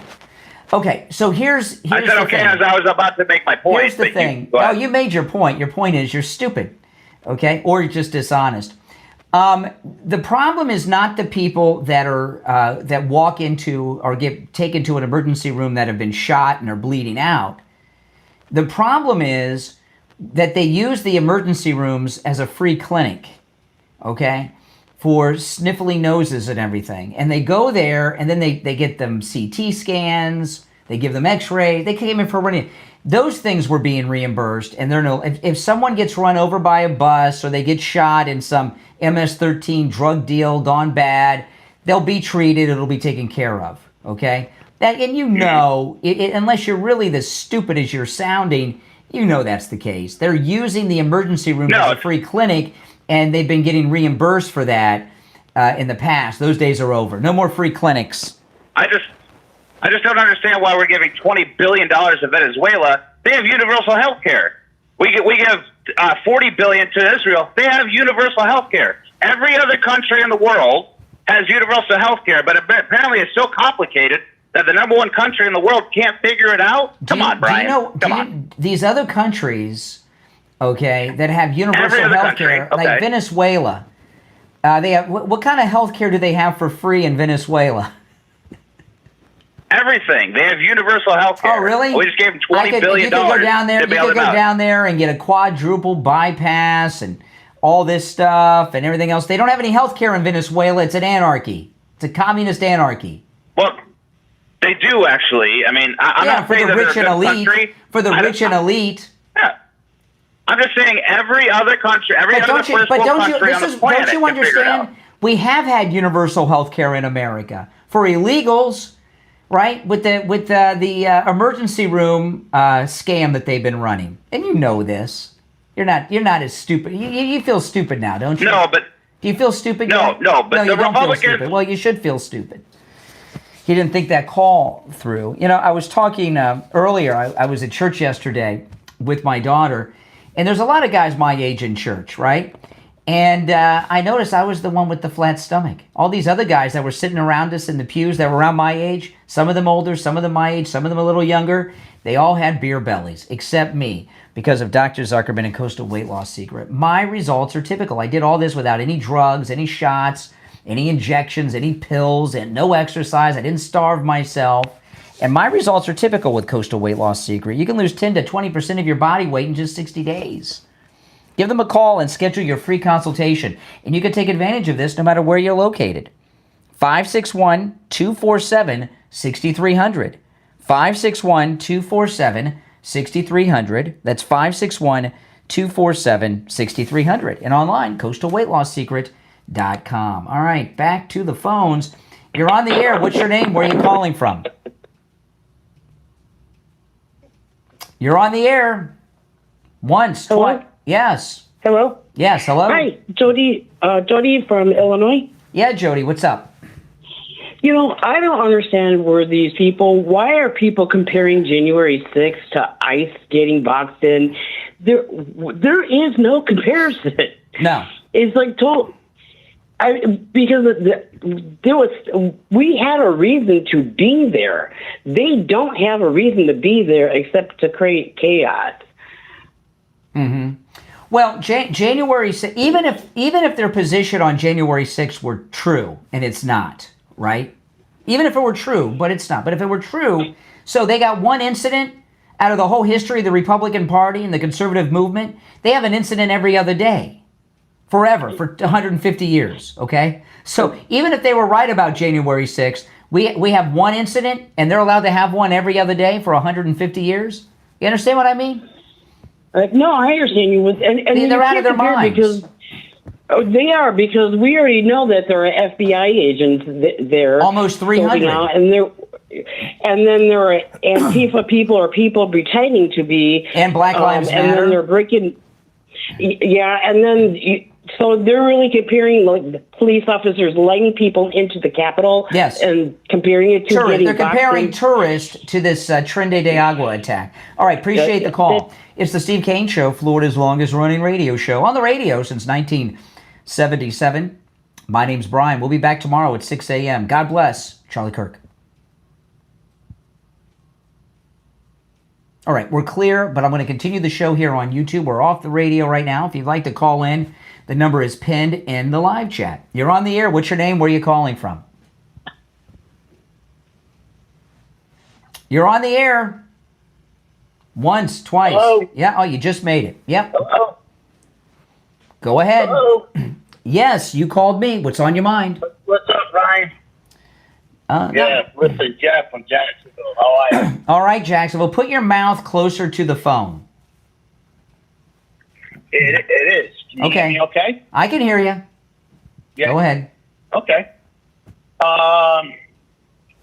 Government shutdown. All right. Enough with this ice. I know. It's irrelevant. It's irrelevant. Yes, it's irrelevant that MS-13's firing and starting gun battles with federal agents. I know. Irrelevant. Well, anyways, that's not lowering my health costs. That's not putting food on my table. Things that the president. The government shutdown is taking food off your table? Tell me about that. No, what the healthcare is, because in 2026, our healthcare is going up. It's going to go up in 2026. Uh-huh. And because he wants to do away with Obamacare. That's all this is. And, and they're stalling because they don't want to swear in the Congresswoman, and because they're afraid to release. So wait a minute. How is the government? Excuse me. How is the government shutdown? Excuse me. How is the government shutdown causing your health insurance to go up? I'm saying the things that are going on in this country because of this president. How old are you? How old are you? How old are you? 55. 55. You a smoker? No, I'm not. You a drinker? Reformed. You're reformed. Oh, No, you used to be a smoker. Well, that's why your insurance is going up. You're getting older. You're 55. You used to be a smoker. You're a high risk, and the older you get, like I talk a lot. I got a bunch of life insurance for my family, right? I have multiple life insurance policies, and I got them a long time ago, and they go up. They go up, but I'm not in. You and I are about the same age, right? You say you're 55. What year were you born? 1971. 1971? You're not 55. When am I then? How old are you really? Why'd you lie about your age? I'm 55. No, you're not. Not if you were born in 1971. It's not 2026 yet. Hello? All right, so McFly. What's your point? My point is you're a liar. So what's your point? My point is you're a liar. I mean, why would you lie about that? I'm 54. I was born in 1971. I'll be 55 in 2026. Okay. Well, how old are you really? Well, I'm 54. You're 54, but you I'm said you were 54. 55. You didn't know how old you are? Well, I'm going to be 55. You're going to be 55. Everyone's going to be 55 at some point in their life, if they live long enough. That's true. Okay, so why would you lie about why? You're obviously older than that. Nobody lies up. You're what are you? 60, 65, 58? Just answer the question, will you? Why'd you have to drop the F-bomb? You're gonna baby around. You're gonna baby around the age. Who cares how old? Well, you care because you lied about it. What your president is doing? Because you're telling me your opposition to you're telling me that your opposition to the government shutdown that the Democrats have brought us, that are responsible for, is based on something that you made up. No, the Republicans are. The Republicans are? No, the Democrats. See, I got news for you. We're just on YouTube now, so dropping the F-bomb won't end the call like I have to do on the radio. I don't have to dump the F-bomb online. So you're here past what you wanted to be, okay? The F-bomb didn't get the call disconnected. That's your usual, let me get out of this and drop an F-bomb. Hello? Yeah, hello, McFly. The government shutdown. Tell me the political process in the Congress that it resulted in the government shutdown. You say Republicans are responsible. Walk me through it. Because the Republicans did not show up to vote. The Republicans did not what the vote? They did not show up to vote with the Democrats. They did not. No. Trump did not want to. Which house? Which house? Which house? What do you mean which house? The Republicans. There's 2 houses in Congress. Which body are you talking about? The House of Representatives. How can you be your age and have all these opinions and not know the basics of government? I know that the Republicans. I know you don't know Jack. See, the reason you're a liberal is because you're ignorant. You're wrong about everything. No, you were wrong about your own age. Congress did. Listen, Congress came in. They did the Pledge of Allegiance, and they closed the meeting right then and there. They closed the session. It's not. It's that you said the House of Representatives. Stop interrupting me. Why do you stop? Why do you interrupt every time I try to make a point? Go on. That's what you people do. You got to interrupt. Just be quiet and let me get my fucking statement out, will you? Jesus, that's what you do because you don't want to hear the truth. Oh my goodness, that's the problem. You're hysterical. Yeah, you don't want to hear the truth. They closed the session because they did not want to swear in the Congresswoman from Arizona. It has nothing to do with the House. Here we go. It has nothing to do with the House. It's in the Senate. Because they don't.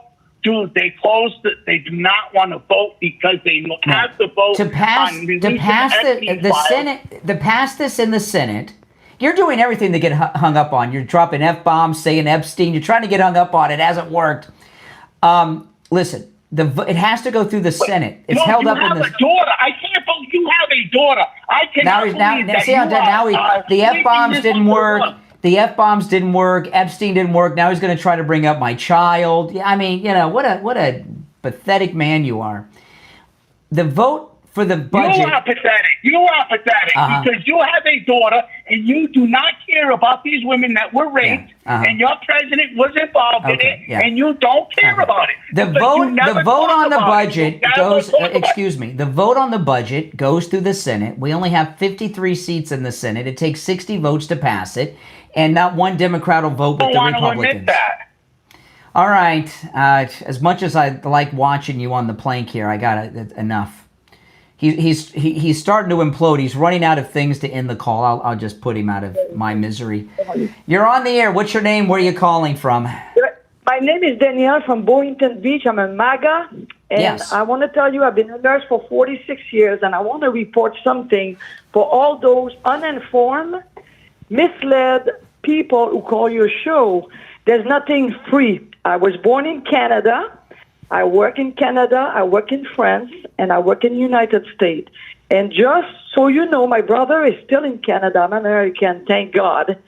You know, it takes 5 years to see a dermatologist. So all this crap about free care, please give me a break. I want to tell you something, Brian. In 2016, when I voted for my President Trump, I was working in a big hospital there, and I can assure you that nobody talks about this. So when there was a veteran who would come to the hospital in Maine, we have to stabilize him with a heart attack. We had to transfer him to a VA. And guess what? It would cost money for our patient because they have to drive to Massachusetts, where they have open heart surgery. They have to rent a hotel, pay for gas. Guess what? Our President Trump, my president, he changed all this. So now when there is a veteran who show up in any hospital in the country, now the family, the veteran, the surgeon, we can take care of him. So this is a big, big thing. Mm-hmm. Nobody talks about it. This is real. I've been a nurse for 46 years. I still work. Yeah. And I want people to, even people, if you watch Fox News, you don't know everything. There's a lot of misinformation. So anyway, see you on the cruise, Brian. You do a great job. You're going on our cruise? That'll be exciting. Have you been on our cruises before? Oh, yeah. You better. Huh? Have you been on our past cruises? No, it's the first time. It's my first cruise ever. Oh, that's awesome. Well, that's great. You coming alone or you bringing someone? No, I'm coming alone. Oh, we have a lot of people that come alone, a lot of singles, and you'll never be alone with our group. I spoke with Ian, and he told me, he said, Danielle, I already know who you can sit with. And I follow your show, but I don't need to call. I listen. I was red pill in 2004, Brian. Awesome. I didn't know, Brian, because guess what? In Canada, I have to admit, I'm ashamed of it. Maybe I vote three times in my life as an adult. I never believe it. I'm a real American. I dream becoming an American since I'm 5 years old. Oh, that's amazing. I never quit. What a dream. I never give up. Dreams come true. And I'm a real American, and I'm more American than a lot of people who were born here. My mother-in-law is my mother-in-law's from Canada. Huh? My mother-in-law's from Canada, and she's a U.S. citizen too. Oh. She became a U.S. citizen. Yeah. She just was in Canada last week. Listen, I got to run, but I'll see you on the cruise. Awesome. Okay. Bye. All right. Take care. Yeah, we got a lot of nice people that come alone on the cruise. You'll never be alone. If you come by yourself, you'll have us. I promise you. All right, let's go. You're on the air. What's your name? Where are you calling from? It's just Jeff again. Yeah. Jeff again. Okay. Hello? Yeah. Hi. Okay, am I on the air or you got me on hold? I mean, you on break? No, I don't talk to people off the. I don't talk to people off the air. Especially people like you. Okay. Why would I talk to you off the air? Because we can have a normal conversation, which I've been trying to do. Are you the guy I was just talking to that was talking about my daughter and dropping F-bombs and taking the Lord's name in vain? Excuse me. No, I did not talk about your daughter. I said you have a daughter. Yeah, no, it's one call. It's one call per. It's one call per show. So you can call me tomorrow with your dirty mouth. Okay. So I wanted to share. This is the governor of Illinois, who's in open rebellion, right? Before I play that, though, I want to play this radio call again from the police department for those that may have missed it earlier. So you've heard me talk all morning long. Over the weekend, these ICE agents, there were ICE agents in one vehicle. They were attacked. To me, it looks like MS-13, a Trinidad attack. Because it was a military-style planned attack. They were boxed in by 10 cars. They crashed into them. The attackers got out with rifles, and a gun battle took place between the ICE agents and whoever these people are. One woman that was one of the attackers that actually rammed the ICE car was shot. She was an American citizen. The cops, the ICE agents, their vehicle was boxed in and mobile, so they left the vehicle, and they're trying to escape on foot.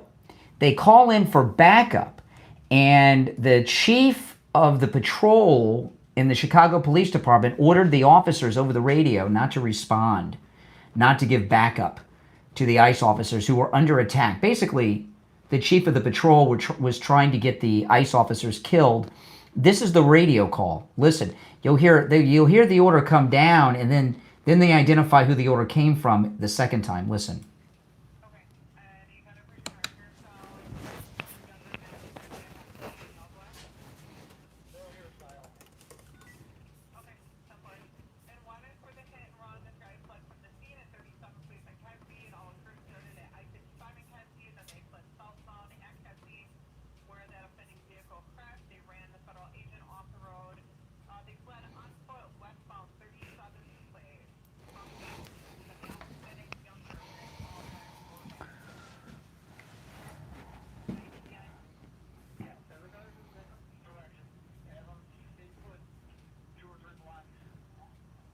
Okay, see that there? There's the first order. Then they'll get more specific. A supervisor is on the police radio telling dispatch to tell the officers not to respond, not to give backup to the ICE agents who are currently in a firefight running for their lives on foot, having been boxed in by 10 cars, and they're overwhelming numbers, and they're outgunned.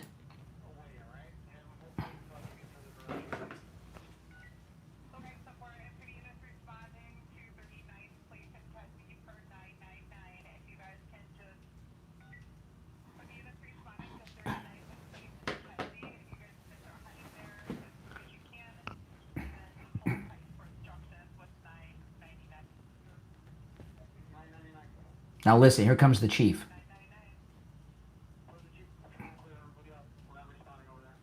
Per the chief of patrol, clear everyone out. We're not responding over there. They're under attack. They're in a firefight. They're outnumbered and outgunned. They're on foot. The chief of patrol for the Chicago Police Department. Tell everyone to stand down. We're not responding. I've never heard something like that in my life. You're on the air. What's your name? Where are you calling from? Good morning, Brian. It's JJ from Mass. Hey, JJ. Crazy day. Mm-hmm. Very upsetting. Hearing the recording of the police no not doubt helping out the federal agents.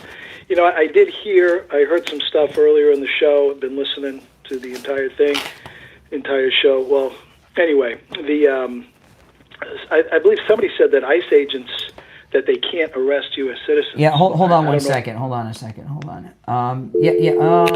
All right, yeah, go ahead. Yep. You heard someone say that ICE agents can't arrest U.S. citizens? Yeah, they're saying that on the left, yes. Okay. Yeah, well, that's crazy. Of course they can. Yeah. I mean, their main mission is the illegal aliens, but if you get in the way of an ICE agent, go ahead, do that and find out. You're a U.S. citizen. They're federal officers. They're federal officers. Just like the postal police can handle more than mail. Correct. I mean, they can. If you stop them from doing their duty, you're going to find out that they can arrest a U.S. citizen. Obviously, you can't arrest a U.S. citizen and deport them because they're a citizen. I mean, that kind of goes unsaid. But anyway. But, and this judge, I heard a few callers, the judge that was appointed by Trump, I think that might have been Greg too. I mean, so what?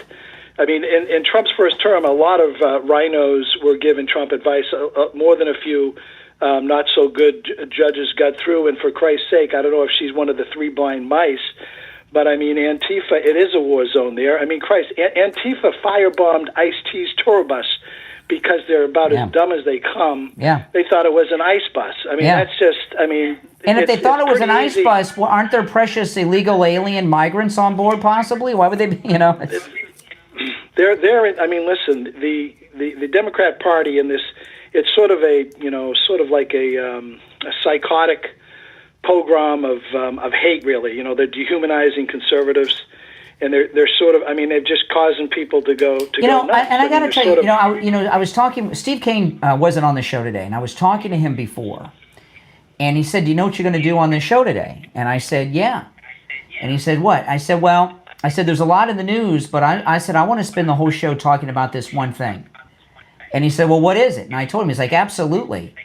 I've spent on the air going on 4 hours. And I talked about this one story because it's that important, and everybody needs to know about it, and it needs to be spread. I'm sorry, I can't talk about what happened on Saturday Night Live's opening monologue with that Puerto Rican singer or something. I can't do it. These three states are in open rebellion against the federal government: Illinois, Oregon, and California, and their governors and local officials are a party to it. That radio call from the chief of the patrol for the Chicago Police Department, I've never heard anything like that out of a television show, man. Yeah, that was just I don't know how to put it politely. I just beyond disappointing, and I just listen. That is so. I don't know, Brian. I want to bang my head against the wall with that one. That is. I don't know what crime that guy broke, but he sure as hell broke. He's obvious. This guy needs to be hauled in, and they need to check his finances and the finances of his family and extended family. I mean, it's one thing to do what he did. This attack on the ICE agents that I've been talking about wasn't spontaneous. This was a planned op, and him coming in there giving this order so quickly, was he in on it? I don't know, but we've had Soros. You go back to 2009 with Obama and Soros and all the infiltration, not just into all of the. Are you still there? Mm-hmm. Okay, all the infiltration into into the state governments, into the local municipalities, the big cities. I mean, the federal government, the judges, the DAs. Police. Obviously, this police chief of police there, whatever the hell his designation is, It's like they're involved in it. There are basically spies within the wire. I've known that we've got a lot of crazy leftist commies within the federal government, because Obama's been putting them there from 2009 on, even through Trump's first term, and certainly during Biden's. And now we're just seeing the fruits of that evil labor. Well, and if you look, with the liberals that called today, you didn't hear any attempt at a coherent discussion of that incident. Yeah, you hear the grift. Mark from New York calling up about the I'm surprised by that guy. But then again, I'm not.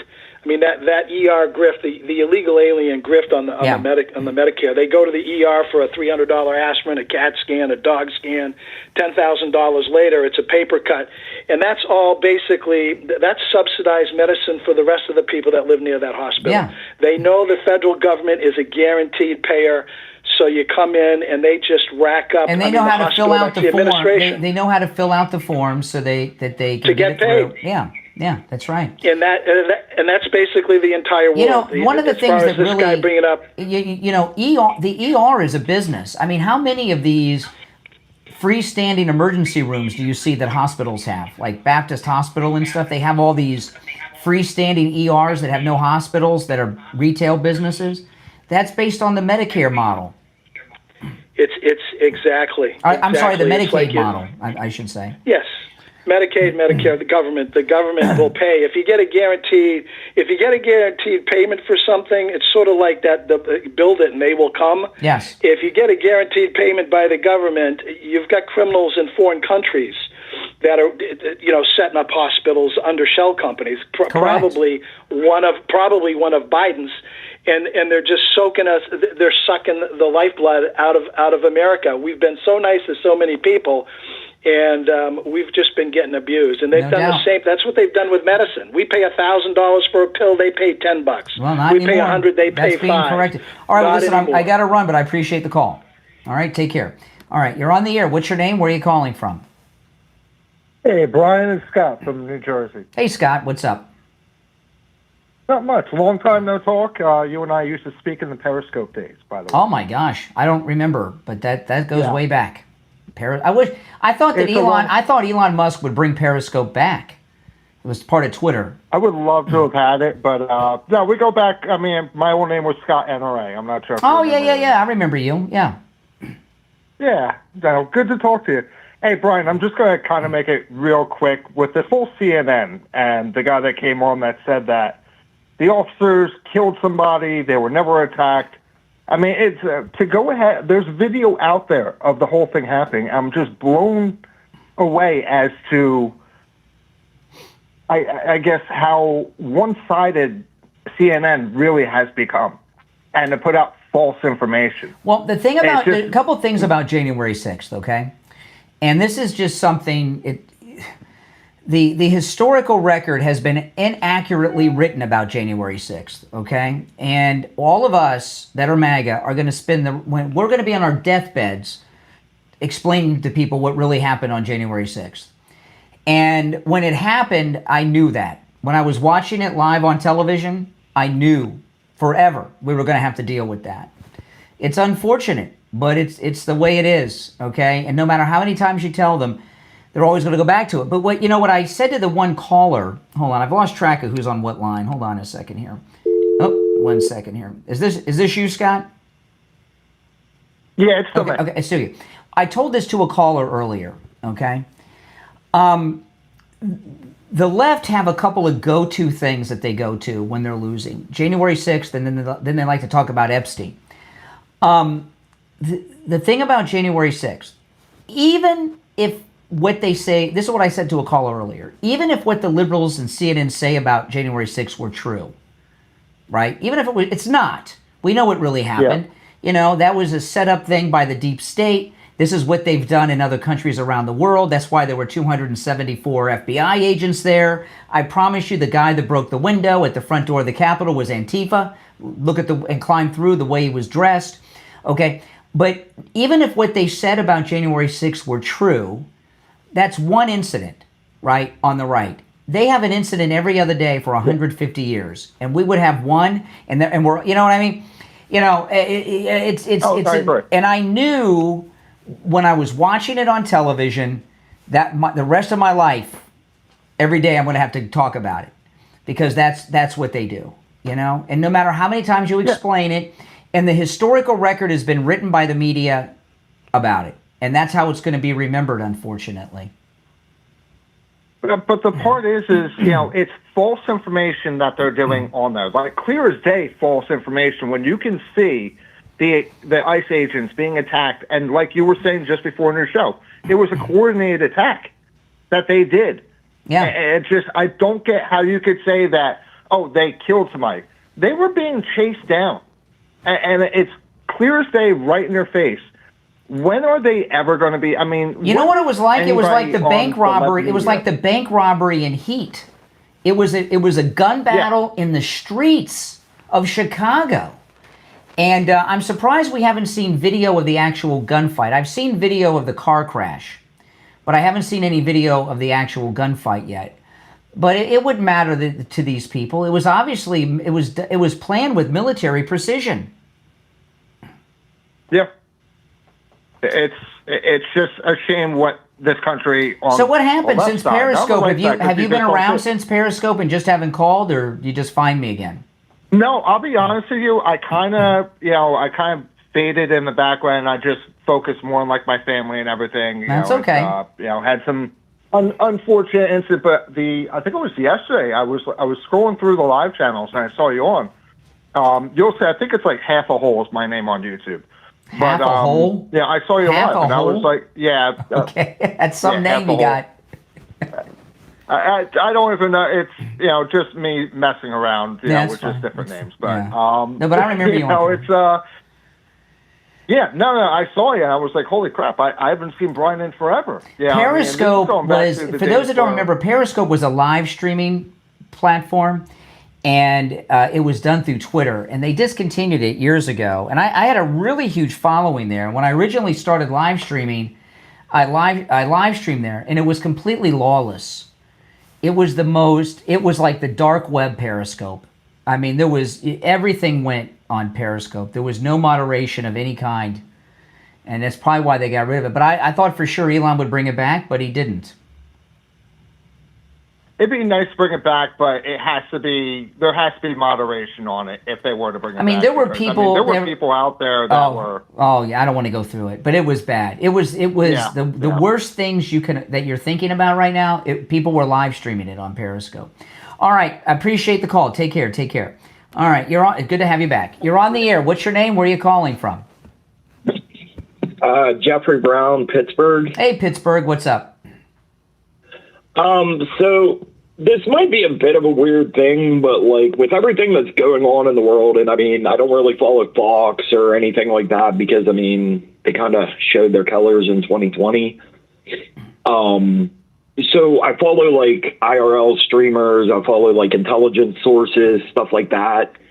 And with all these countries moving towards the digital ID and the digital euro, and this will get to America, but I mean, Vietnam debanking, 86 million. Now you have the UK pushing for the digital euro, the UK pushing for this. Now Canada's starting its push, and now you have Sheinbaum down in Mexico. Yeah, the drug cartel president. Yeah, she works for the cartels. Okay, so get to your point. This is, to me, like, this is the left. They're trying to get it back to their left globalist.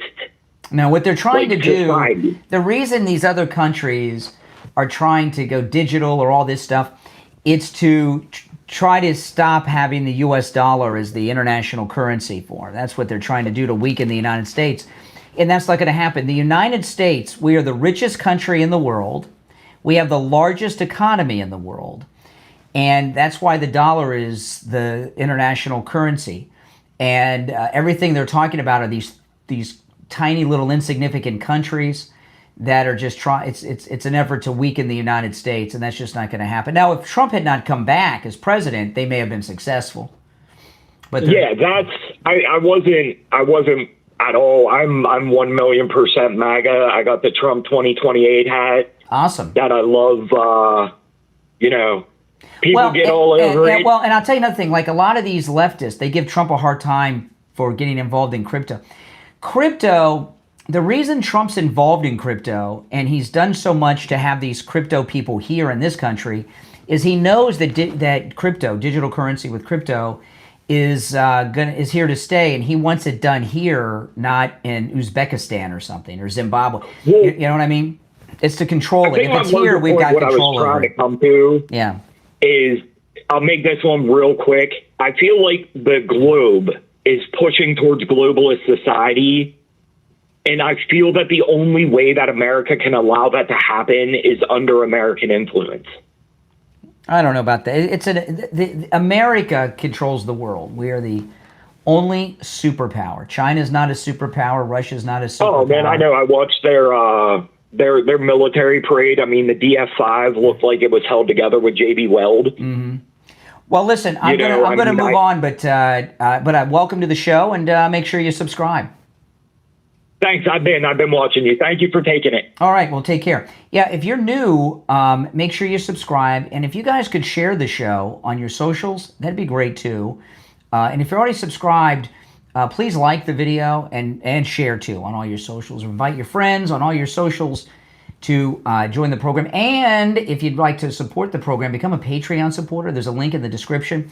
If you become a Patreon supporter, you get access to commercial-free editions of all of my podcast episodes and a lot of other things. Plus, you're supporting my program. There's a link to my Patreon page in the description of the video. Or you can just go directly to patreon.com/RealBrianCraigShow. Patreon.com/RealBrianCraigShow. And become a Patreon supporter. Thanks, everyone, for tuning in. I will talk to you next time. My name is Brian Craig. This is where MAGA comes to talk.